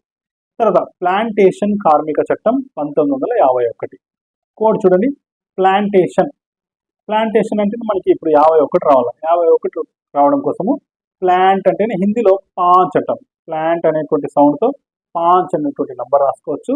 ఇప్పుడు 1 రావాలి. 1 ఎలా వస్తుందంటే ప్లాంట్స్ గురించి మాట్లాడుతున్నాం కాబట్టి ప్లాంట్స్ ఎలా ఉంటాయి, మొక్కలు ఎలా పెరుగుతాయి, ఇట్లా పైకి పెరుగుతాయి కదా స్ట్రైట్గా. ఆ స్ట్రైట్ని 1 లాగా రాస్తున్నాం. ఓకేనా. 5-1 అంటే 51. ఓకేనా. సో అదే చెప్పాను కదా, లాజిక్ ఉండదు, జస్ట్ సింపుల్గా గుర్తుపెట్టుకోవడానికి ఏదో రకంగా ట్రై చేద్దాం. ఓకేనా. సో ప్లాంటేషన్ కార్మిక చట్టం అంటేనే ప్లాంట్ అంటే పాంచ్, ప్లాంట్ ఇట్లా స్ట్రైట్గా పెరుగుతాయి 1 అంటే 5-1 1951 అని ఇయర్ గుర్తుపెట్టుకోవచ్చు. నెక్స్ట్ గనుల చట్టం 1952. ఓకేనా. గనుల చట్టం దీన్ని మైనింగ్ యాక్ట్ అని కూడా అంటాం. మరి 52 ఎలా గుర్తుపెట్టుకుంటామంటే చూడండి, మైనింగ్లో ఐ అనేటువంటి సౌండ్ ఉంది. ఐ అంటే 5 అని నంబర్ రాసుకున్నాం. మైనింగ్లో ఏం చేస్తాం, జనరల్గా తవ్వకాలు చేస్తాం. ఓకేనా. తవ్వకము అంటే తా అనేటువంటి సౌండ్, తా అంటే టీ అనేటువంటి లెటర్తో వస్తుంది. టీ నుంచి 2 అని రాసుకున్నాం. ఓకేనా. సో ఇక్కడ కూడా అస్సలు లాజిక్ లేదు, జస్ట్ అలా రాసుకుంటూ పోయినాం కోడ్ అంతే. గనుల చట్టము మైనింగ్ చట్టం అంటాం. సో గనులు అంటేనే మైనింగ్ గుర్తు రావాలి. ఓకేనా. సో మైనింగ్ నుంచి నుంచి 5, తవ్వకం అంటే 2, 5-2 అంటే 1952 గనుల చట్టం అని గుర్తుపెట్టుకోవచ్చు. నెక్స్ట్ బాలల అక్రమ రవాణా చట్టం 1956. అక్రమ రవాణా. ఓకేనా. ఇప్పుడు 5-6 రావాలి. అక్రమ రవాణా, అక్రమ అనేటువంటి పదంలో ఆ అనేటువంటి సౌండ్ ఉంది. ఆ నుంచి 5 అని రాసుకోవచ్చు. తర్వాత రవాణాలో రా అనేటువంటి సౌండ్ ఉంది. రా నుంచి మనము ఇక్కడ అక్రమ రవాణా 2 తీసుకున్నాం. ఆ రా అంటే 6 అని రాసుకోవచ్చు. ఓకేనా. మొదటి ఆ అంటే ఇదే ఆని 5 లాగా కూడా రాసుకున్నాము, ఆని రాని కలిపి 6 లాగా కూడా రాసుకున్నాం. ఓకేనా.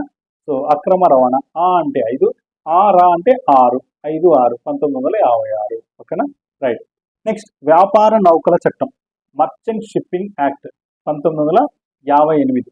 మరి 58 అని ఎలా గుర్తుకొస్తుందంటే చూడండి, నౌకలలో చేపలు పట్టే కోసం వెళ్ళిన వారితో సముద్రపు దొంగలు ఫైట్ చేస్తారు అట్లా. ఓకేనా, ఏదో కోడ్ రాసుకున్నాను అనమాట ఇట్లా. సో ఇప్పుడు మనకి 58 రావాలి, 58 రావాలి.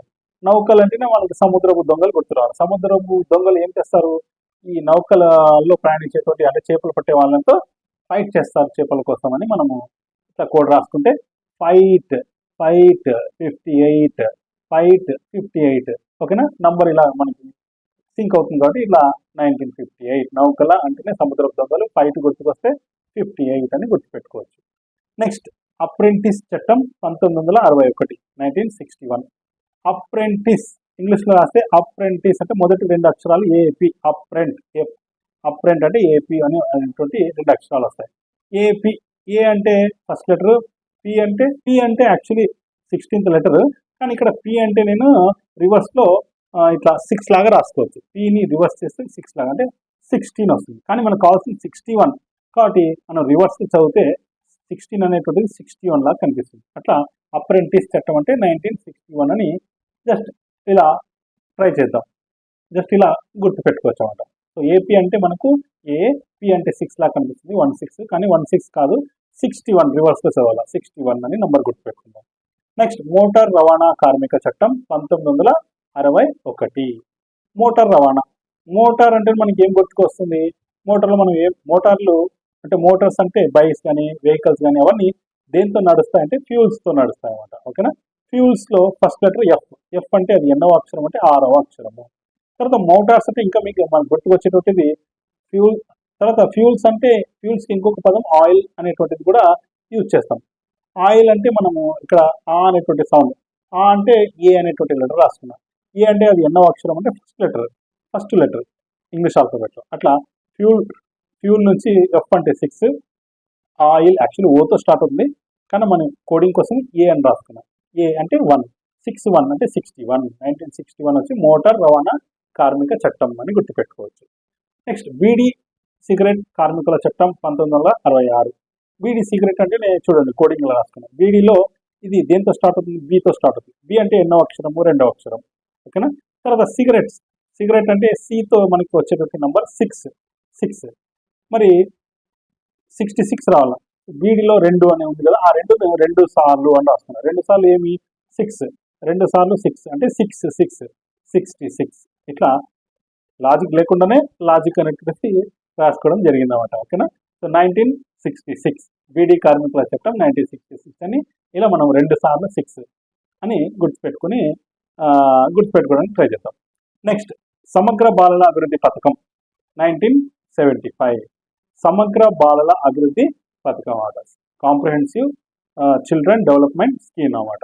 మరి ఇది ఎలాంటి స్కీమ్ అంటే ఇది అర్లీ చైల్డ్హుడ్ కోసం ఉన్నటువంటి స్కీమ్ అన్నమాట. ఓకేనా, అర్లీ చైల్డ్హుడ్ అంటే 6 సంవత్సరాల లోపు ఉన్నటువంటి పిల్లల యొక్క డెవలప్మెంట్కి సంబంధించినటువంటి స్కీమ్ కాబట్టి ఈ స్కీమ్ వచ్చి అర్లీ చైల్డ్హుడ్ అనేటువంటి పదం గుర్తురావాలి. అర్లీ చైల్డ్హుడ్ స్కీమ్లో ఎస్ అనేటువంటి సౌండ్ నుంచి 7 అని రాసుకున్నా నంబర్.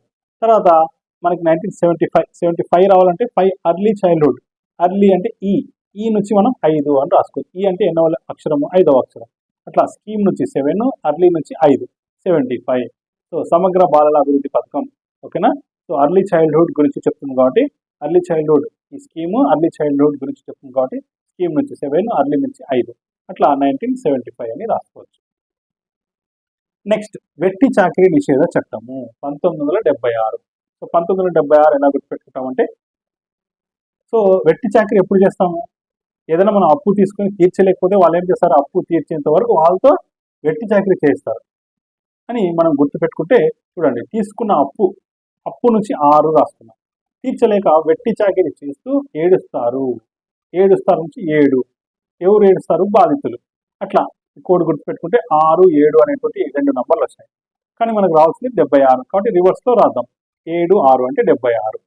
ఓకేనా, వెట్టి చాకిరీ నిషేధ చట్టం అంటేనే వెట్టి చాకిరీ అంటే అప్పు గుర్తు రావాలా, ఏడుస్తారు అనేటువంటి 2 పదాలు గుర్తుకొస్తే 7, 6 అంటే 76, 1976 గుర్తుపెట్టుకోవచ్చు. నెక్స్ట్ బాల కార్మిక వ్యవస్థ నిషేధ చట్టము 1986. బాల కార్మిక వ్యవస్థ నిషేధ చట్టం 1986. సో ఇదే కదా మనకి చెప్పేది 14 సంవత్సరాల లోపు వయసు గల పిల్లల్ని ప్రమాదకరమైనటువంటి పరిశ్రమలో పెట్టకూడదు అని చెప్పేటువంటి చట్టం అన్నమాట ఇది. ఓకేనా.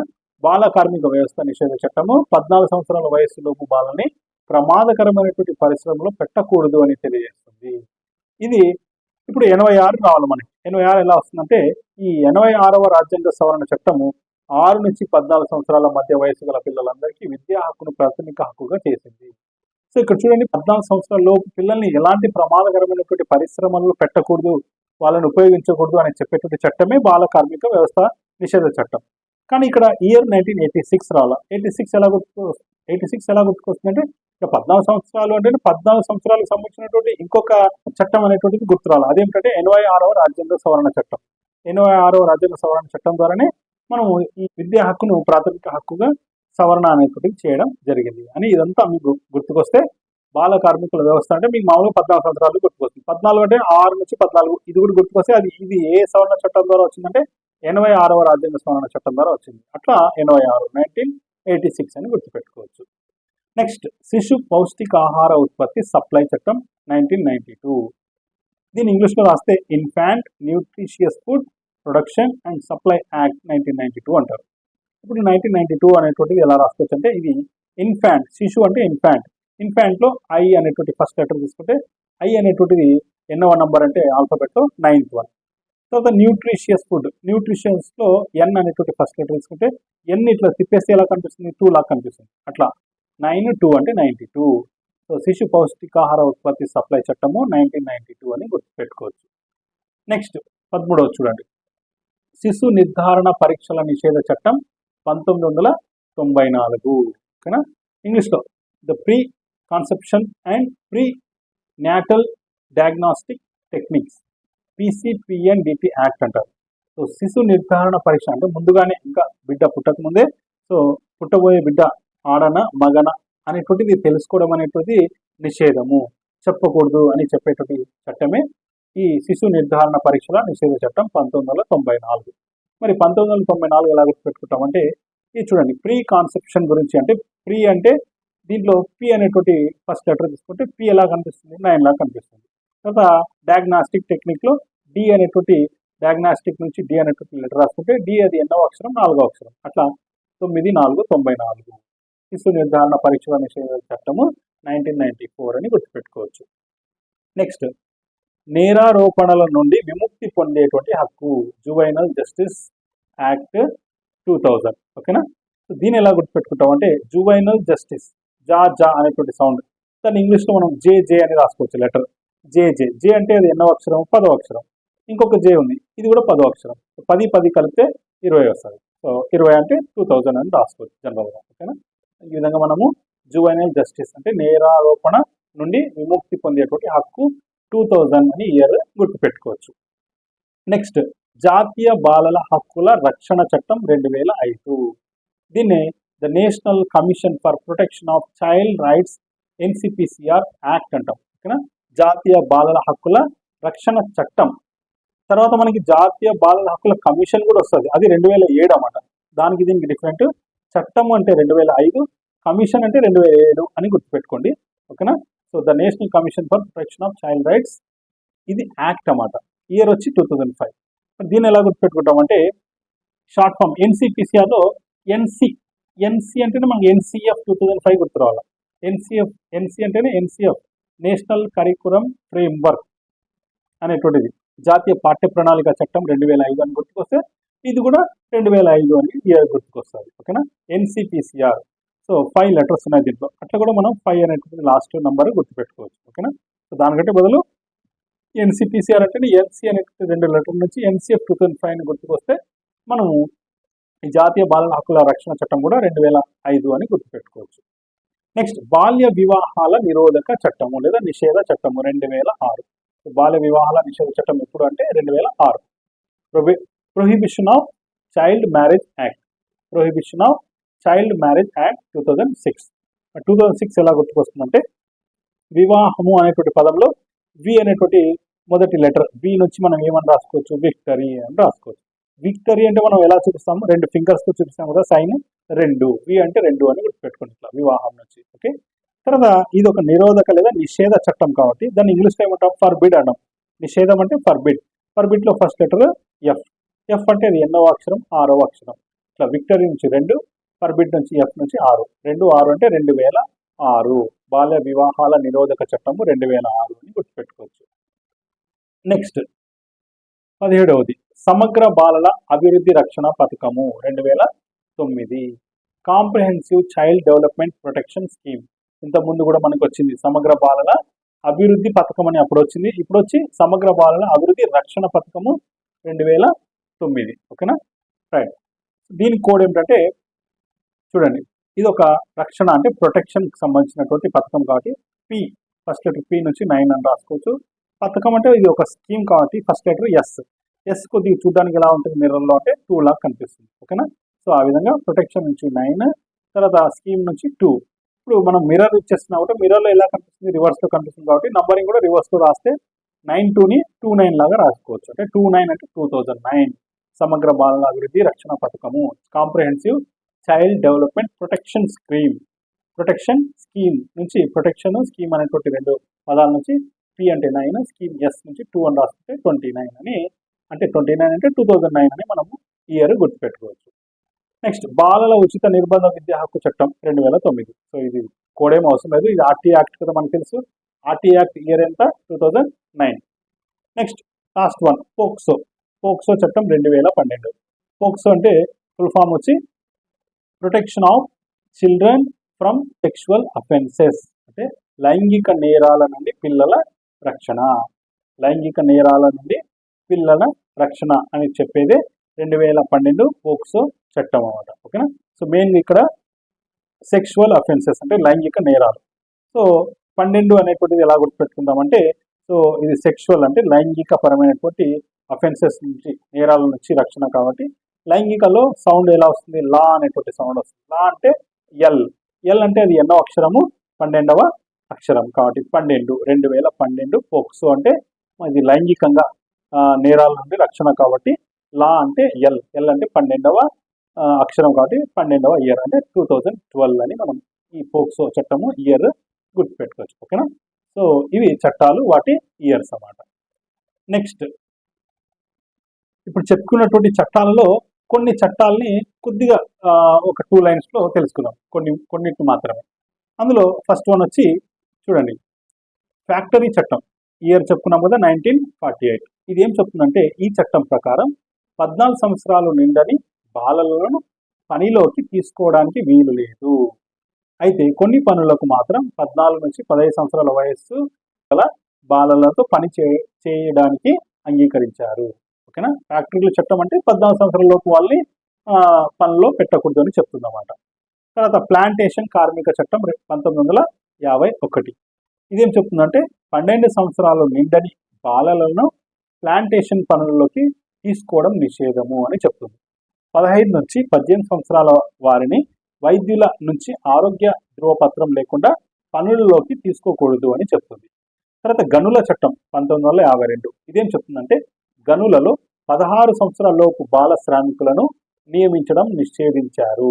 తర్వాత గనుల ఉపరితలం భూగర్భంలో కానీ లేదా మరే ఇతర బాహ్య ప్రదేశంలో కానీ ప్రత్యక్షంగా లేదా పరోక్షంగా బాలలతో పనులు చేయించడం నిషేధం అని ఈ గనుల చట్టము చెప్తుందన్నమాట. ఓకేనా, నెక్స్ట్ అదేవిధంగా ఈ గనుల చట్టం ఇంకా ఏం చెప్తుందంటే 16 సంవత్సరాలు పూర్తి చేసుకుని వైద్యుల నుండి సర్టిఫికేట్ ఉంటే యుక్త వయస్కులకు పని కల్పించవచ్చు. అయితే వారి సేవలను సాయంత్రం 6 నుండి ఉదయం 6 గంటల లోపు ఉపయోగించుకోకూడదు అని చెప్తుంది. అంటే రాత్రి సమయాల్లో ఉపయోగించకూడదు అని చెప్తుంది.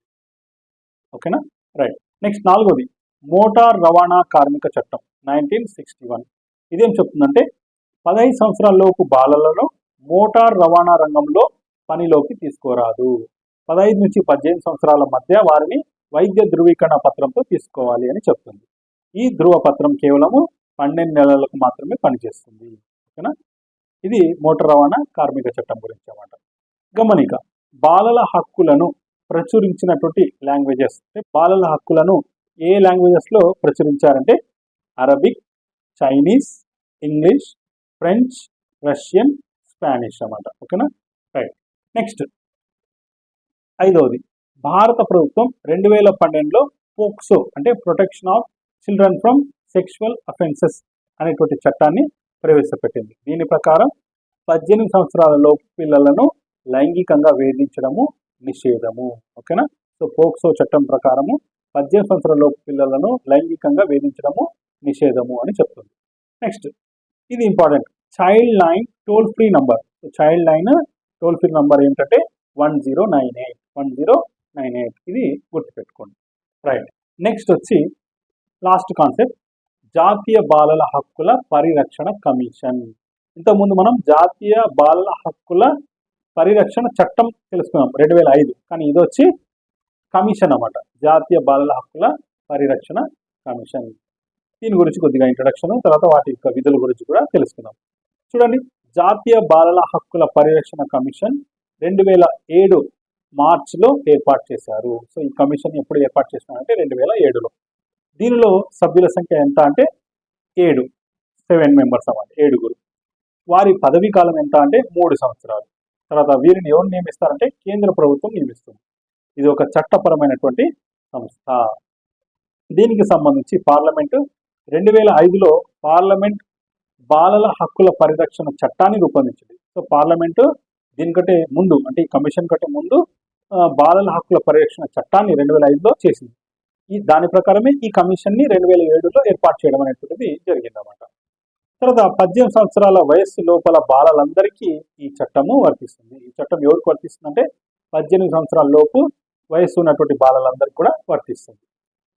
ఈ సంఘం తొలి చైర్మన్ ఎవరంటే డాక్టర్ శాంతా సిన్హా. సో జాతీయ బాలల హక్కుల పరిరక్షణ కమిషన్ తొలి చైర్మన్ ఎవరంటే డాక్టర్ శాంతా సిన్హా. ఇది గుర్తుపెట్టుకోండి. రామన్ మెగసెసే అవార్డు గ్రహీత అన్నమాట. ఆయన ఆంధ్రప్రదేశ్లోని ఎంవి ఫౌండేషన్ స్థాపన కార్యదర్శిగా ఉంటూ సుమారు 4 లక్షలకు పైగా బాలలకు పని నుంచి విముక్తి కలిగించి పాఠశాలలో చేర్పించి విద్యను కొనసాగేలా చేశారు. ఎవరంటే శాంతా సిన్హా గారు అన్నమాట. ఓకేనా? రైట్. నెక్స్ట్ ఇది ఏమిటంటే బాలల కోసం అమలవుతున్నటువంటి వివిధ రక్షణలను సౌకర్యాలను పరిశీలించి సమీక్ష చేసి తగిన సిఫార్సులను చేస్తుంది. తర్వాత బాలల హక్కుల ఉల్లంఘనకు సంబంధించి విచారించి తగిన చర్యలను సూచిస్తుంది. తీవ్రవాదం, తర్వాత మత ఘర్షణకు, గృహహింస, లైంగిక దాడులు, వేధింపులు మొదలగు సమస్యలపై తగిన పరిష్కారాలను సూచిస్తుంది. బాలల హక్కులకు సంబంధించిన ఒప్పందాలను, చట్టాలను, పథకాలను, కార్యక్రమాలను అధ్యయనం చేసి సమర్థవంతంగా అమలు చేయడానికి సిఫార్సులు చేస్తుంది. తర్వాత బాలల హక్కులపై పరిశోధన మరియు హక్కులపై అవగాహన కల్పించడానికి సెమినార్లు, చర్చా వేదికలు నిర్వహిస్తుంది. తర్వాత బాల నేరస్తుల జైళ్లను సందర్శించి వారికి కల్పిస్తున్నటువంటి వసతులపై ప్రభుత్వాలు నివేదికలను ఇస్తుంది, అంటే ప్రభుత్వాలకు నివేదికలు ఇస్తుంది. తర్వాత బాలల హక్కులకు సంబంధించి కేంద్ర రాష్ట్ర ప్రభుత్వాలు అమలు చేస్తున్నటువంటి వివిధ కార్యక్రమాలను సమన్వయం చేస్తుంది. తర్వాత కమిషన్ సివిల్ కోర్టుకు ఉన్నటువంటి ఇతర అధికారాలు ఈ జాతీయ బాలల హక్కుల పరిరక్షణ కమిషన్కి ఉంటాయి అనేటువంటిది ఈ జాతీయ బాలల హక్కుల కమిషన్ పరిరక్షణ కమిషన్ యొక్క విధులు అన్నమాట ఇవి. ఓకేనా? సో ఇక్కడతో మొత్తం కాన్సెప్ట్ అనేటువంటిది అంటే ఈ చైల్డ్ రైట్స్ బాలల హక్కులకు సంబంధించినటువంటి కాన్సెప్ట్ అయిపోయింది. ఓకేనా? సో ఇందులో మనం సిఆర్సి గురించి, అందులో ఉన్నటువంటి ఆర్టికల్స్ గురించి కూడా మొత్తం 54 ఆర్టికల్స్ గురించి ఒకసారి తెలుసుకున్నాము. అదేవిధంగా మన భారత రాజ్యాంగంలో ఉన్న ప్రత్యేకంగా బాలలకు సంబంధించి ఉన్నటువంటి ఆర్టికల్స్ తెలుసుకున్నాము. అదేవిధంగా కొన్ని పార్లమెంట్ చేసినటువంటి ప్రత్యేక చట్టాలు, వాటి సంవత్సరాలు గుర్తుపెట్టుకున్నాం. తర్వాత లాస్ట్లో మన జాతీయ బాలల హక్కుల పరిరక్షణ కమిషన్ గురించి కూడా తెలుసుకున్నాం. ఓకేనా? ఇది మొత్తం కాన్సెప్ట్ విత్ కోడింగ్ అన్నమాట. ఓకేనా? సో ఇది ఒకేసారి మీరు వింటే ఏం అర్థం కాదు. అప్పుడప్పుడు అంటే మీకు టైం దొరికినప్పుడల్లా ఈ వీడియో 2-3 సార్లు చూస్తేనే ఈ కోడింగ్ అనేటువంటిది కొద్దిగా గుర్తుకొస్తుంది. ఓకేనా? రైట్. దీనికి సంబంధించినటువంటి నోట్స్ కూడా నేను ఇదే వీడియోలో కింద డిస్క్రిప్షన్లో పీడిఎఫ్ రూపంలో యాడ్ చేస్తాను. కావాలంటే మీరు అక్కడ నుంచి డౌన్లోడ్ చేసుకొని రాసుకోవచ్చు లేదా నేర్చుకోవచ్చు. ఓకేనా? రైట్. ఇప్పుడు మనం ఏం చేస్తామంటే ఇప్పుడు చెప్పుకున్నటువంటి మొత్తం కాన్సెప్ట్కి సంబంధించి కొన్ని ఇంపార్టెంట్ బిట్స్ అనేటువంటివి ఇప్పుడు చూద్దాం. చూడండి, దానికంటే ముందుగా ఒక 3 పాయింట్స్. మొట్టమొదట బాలల హక్కుల కమిషన్ చైర్మన్ ఎవరంటే డాక్టర్ శాంతా సిన్హా. ప్రస్తుత బాలల హక్కుల కమిషన్ చైర్మన్ ఎవరంటే ప్రియాంక కనూంగ్. ఈ రెండు గుర్తుపెట్టుకోండి. సో మొదట చైర్మన్ ఎవరు బాలల హక్కుల కమిషన్ యొక్క మొదటి చైర్మన్ అంటే శాంతా సిన్హా. ప్రస్తుత చైర్మన్ ఎవరంటే ప్రియాంక కనూంగ్. బాలల జాతీయ దినోత్సవం ఎప్పుడు జరుపుకుంటాం మనం? నవంబర్ 14. ఓకేనా? రైట్. నెక్స్ట్ కొన్ని బిట్స్ చూద్దాము. జాతీయ బాలల హక్కుల పరిరక్షణ దినం ఎప్పుడు చెప్పండి? సో ఇప్పుడే చెప్పుకున్నాం కదా, నవంబర్ 14. తర్వాత బాలల హక్కులలో విద్య, శిశు పోషణ దీని క్రింద ఉంటుంది. బాలల హక్కులలో విద్య, శిశు పోషణ దీని క్రింద ఉంటాయి. సో మనము బాలల హక్కుల్లో రకాలు చెప్పుకున్నాం, 4 రకాలు. మొదట వచ్చి మనుగడ సాధించే హక్కు, తర్వాత రక్షణ పొందే హక్కు, తర్వాత అభివృద్ధి చెందే హక్కు, తర్వాత పాల్గొనే హక్కు. అందులో శిశు పోషణ, విద్య గురించి శిశు పోషణ గురించి చెప్పేటువంటి హక్కు ఏదంటే అభివృద్ధి చెందేటువంటి హక్కు. ఓకేనా? సో ఆన్సర్ ఈజ్ ఫస్ట్ వన్కి ఆన్సర్ నవంబర్ 14. తర్వాత సెకండ్ క్వశ్చన్కి ఆన్సర్ అభివృద్ధి చెందేటువంటి హక్కు. ఓకేనా? రైట్. నెక్స్ట్ ఇక్కడ కొన్ని బిట్స్ ఉన్నాయి, మీకు చిన్నగా కనిపిస్తే ఒకవేళ వీడియోని ఇట్లా పట్టుకొని జూమ్ చేస్తే హోల్డ్ చేసి ఇట్లా కొద్దిగా జూమ్ చేస్తే పెద్దగా కూడా కనిపిస్తుంది. ఓకేనా? రైట్. ఇప్పుడు కొన్ని బిట్స్ చూద్దాము. సిఆర్సి అనగా, సిఆర్సి అంటే ఏం చెప్పండి? చైల్డ్ రైట్స్ కన్వెన్షన్ అంటే రెండవ ఆన్సర్. ఓకేనా? Child rights convention. ఆన్సర్స్ ఇక్కడ ఉన్నాయి చూడండి, కీ అని. ఓకే, ఫస్ట్ మీరు చూడండి, తర్వాత ఇక్కడ చూసుకోండి నంబర్.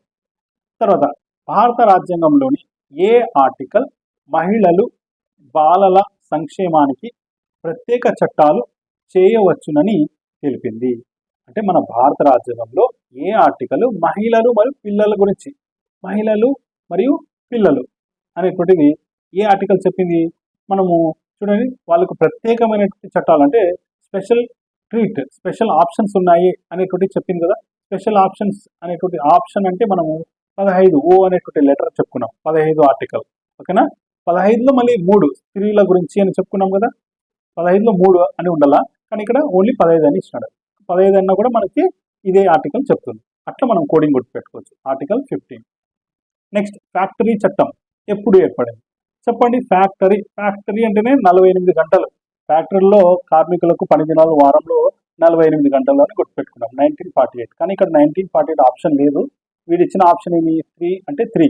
1982 అన్నాడు. సో ఇక్కడ ఆప్షన్లో లేదు కాబట్టి అది ఏమైనా ప్రింటింగ్ మిస్టేక్ అయి ఉండొచ్చు. ఓకేనా? రైట్. నెక్స్ట్ సిఆర్సిని ఐక్యరాజ్య సమితి ఎప్పుడు ఆమోదించింది?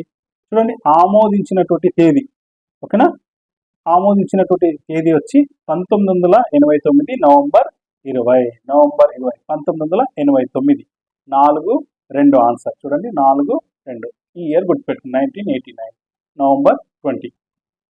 నెక్స్ట్ జాతీయ బాలల హక్కుల పరిరక్షణ చట్టాన్ని భారత పార్లమెంట్ ఏ సంవత్సరంలో రూపొందించింది? చూడండి, ఇక్కడ చూడండి, జాతీయ బాలల హక్కుల పరిరక్షణ చట్టము అంటే ముందు వచ్చింది అంటే 2005లో. ఇక్కడ కమిషను అని వస్తే 2007. అది గుర్తుపెట్టుకోండి. ఓకేనా? సో కాబట్టి ఆన్సర్ 5లో 2. చూడండి, 5/2 అంటే 2005. చట్టము, జాతీయ బాలల హక్కుల పరిరక్షణ చట్టము అంటే 2005. జాతీయ బాలల హక్కుల పరిరక్షణ కమిషన్ అంటే 2007. అట్లా గుర్తుపెట్టుకోండి. ఓకేనా? రైట్. నెక్స్ట్ 6వది ఇక్కడ చూడండి, భారతదేశం జాతీయ బాలల విధానాన్ని ఎప్పుడు ప్రకటించింది? జాతీయ బాలల విధానాన్ని ఎప్పుడు ప్రకటించింది? 74. 6-1 ఆన్సర్ 74. నెక్స్ట్ గనుల చట్టాన్ని ఎప్పుడు రూపొందించారు? గనులు అంటే మైనింగ్ అంటే మనం ఏం చెప్పుకున్నాము? ఐ అంటే 5. తర్వాత మైనింగ్లో ఏం చేస్తాం మనము? తవ్వకాలు చేస్తామని గుర్తుపెట్టుకున్నాం. తవ్వకాలు అంటే టీ అనేటువంటి సౌండ్ నుంచి 2 అని చెప్పుకున్నాం. అంటే 5-2 అంటే 52. 1952 కోడింగ్ గుర్తుంది కదా. 1952 వచ్చి గనుల చట్టం. నెక్స్ట్ ఆర్టీ చట్టం ప్రకారం బాలలు అనగా, ఆర్టీ చట్టం ప్రకారం బాలలు అంటే 6 నుంచి 14 సంవత్సరాల వయసు గల పిల్లల్ని బాలలు అంటారు. తర్వాత మోటారు రవాణా కార్మిక చట్టం ఎప్పుడు ఏర్పాటైంది? సో మోటార్ అంటే ఫ్యూల్ అని చెప్పుకున్నాం, ఆయిల్ అని చెప్పుకున్నాం. ఫ్యూల్ అంటే F అనేటువంటి లెటర్ 6, ఆయిల్ అంటే ఏ అనేటువంటి లెటర్ ఫస్ట్ ఏ అంటే 1, 6-1. ఈ విధంగా కోడింగ్ చెప్పుకున్నాం కదా. 1961 వచ్చి మోటార్ రవాణా కార్మిక చట్టము. ఓకేనా? అట్లా కోడింగ్ మనము గుర్తుపెట్టుకున్నాం. నెక్స్ట్ బాలల హక్కుల పరిరక్షణ దినంగా ఏ రోజును మనం జరుపుకుంటాము? బాలల హక్కుల పరిరక్షణ దినం వచ్చి నవంబర్ 20. ఎందుకంటే ఆ రోజు ఐక్యరాజ్య సమితి ఈ సిఆర్సిని ఆమోదించింది. అంటే 1989 నవంబర్ 20న ఐక్యరాజ్య సమితి సిఆర్సిని ఆమోదించింది. కాబట్టి ఆ రోజును మనము బాలల హక్కుల పరిరక్షణ దినంగా మనము గుర్తుపెట్టుకుంటాం. ఓకేనా. So November 20 is the answer. Third one 10లో 3. ఓకేనా. నెక్స్ట్ మరికొన్ని బిట్స్ చూడండి. సిఆర్సిలో భారతదేశం ఎప్పుడు సంతకం చేసింది? సో భారతదేశం సిఆర్సిలో ఎప్పుడు సంతకం చేసింది? 1992. ఇది ఆల్రెడీ మనం చెప్పుకున్నాము, ఒకసారి గుర్తుపెట్టుకోండి. 1992. చైల్డ్ రైట్స్ కన్వెన్షన్లో మొత్తం ఎన్ని ఆర్టికల్స్ ఉన్నాయి? సిఆర్సిలో మొత్తం ఎన్ని ఆర్టికల్స్ ఉన్నాయి? 54 ఆర్టికల్స్ ఉన్నాయి. ఓకేనా. రైట్.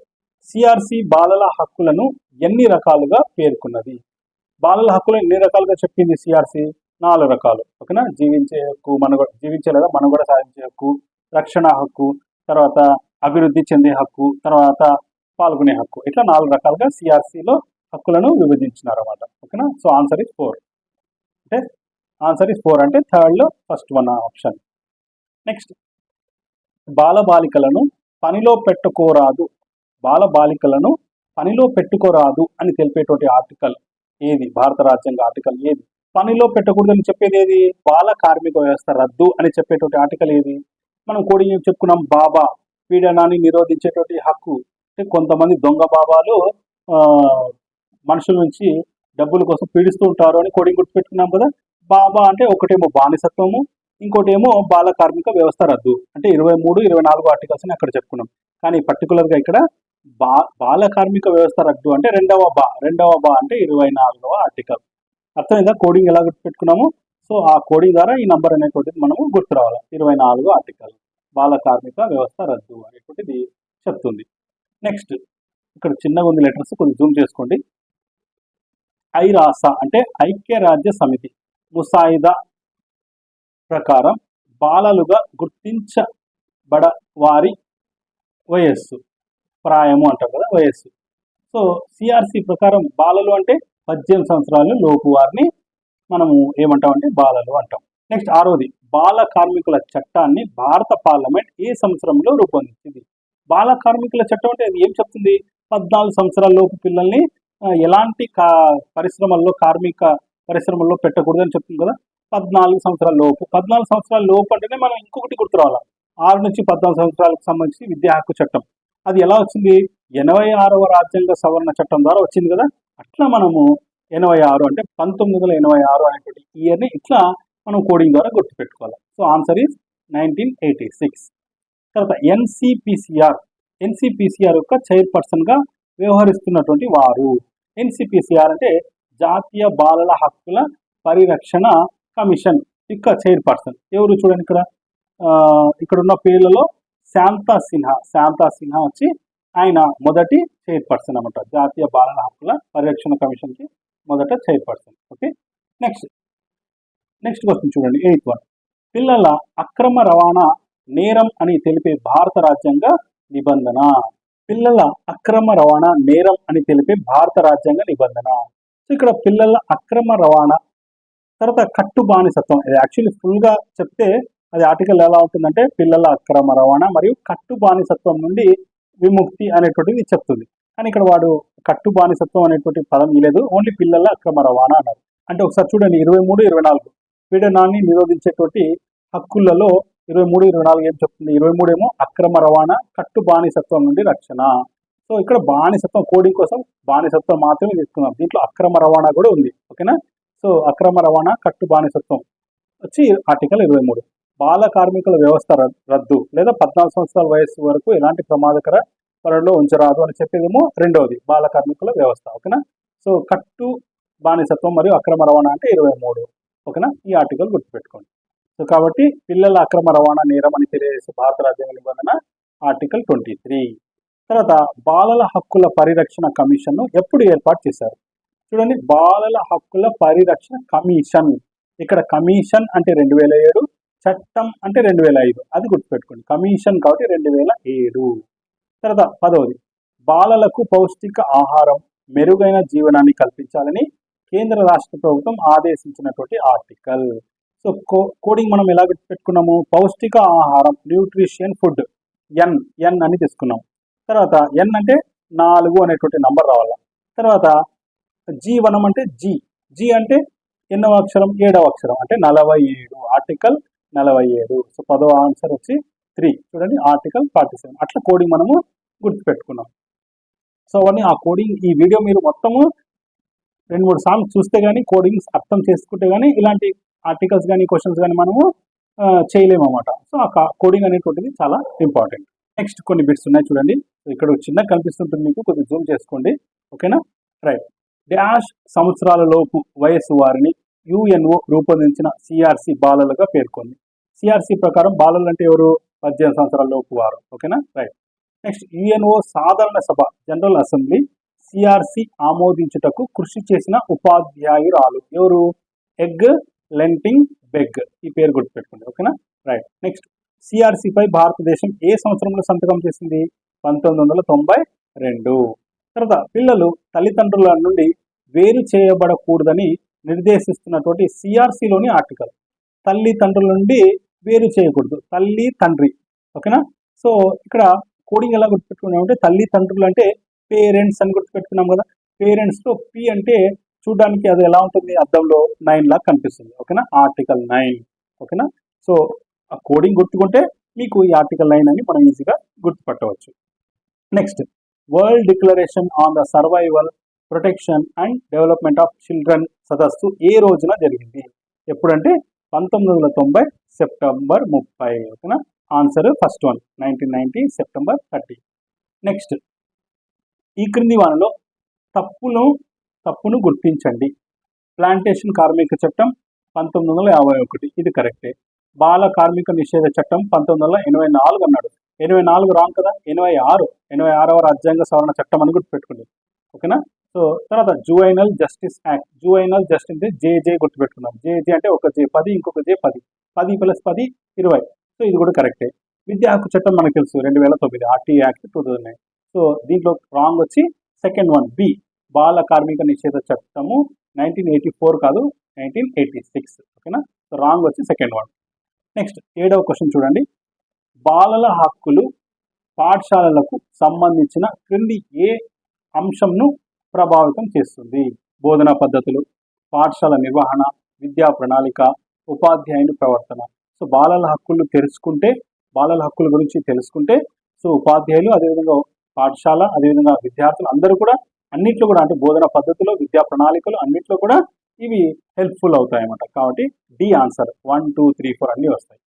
తర్వాత, బాలలను ప్రమాదకరమైనటువంటి పనులలో నియమించడాన్ని నిషేధిస్తున్న భారత రాజ్యాంగంలోని ఆర్టికల్. ఈ ఆర్టికల్ ప్రకారము బాలలను ప్రమాదకరమైనటువంటి పనులలో, అంటే బాల కార్మిక వ్యవస్థ రద్దు అంటాం కదా, అది ఏ ఆర్టికల్? 24వ ఆర్టికల్. 24వ ఆర్టికల్. ఓకేనా? బాల కార్మిక వ్యవస్థ రద్దు అని గుర్తుపెట్టుకోండి. బాబా అనేటువంటి కోడ్ గుర్తుపెట్టుకున్నాం కదా, అట్లా. నెక్స్ట్, మానవ హక్కుల ప్రకటన జరిగిన తేదీ. మానవ హక్కులు, ఇది బాలల హక్కులు కాదు, మానవ హక్కులు. ఒక బిట్ యాడ్ అయింది.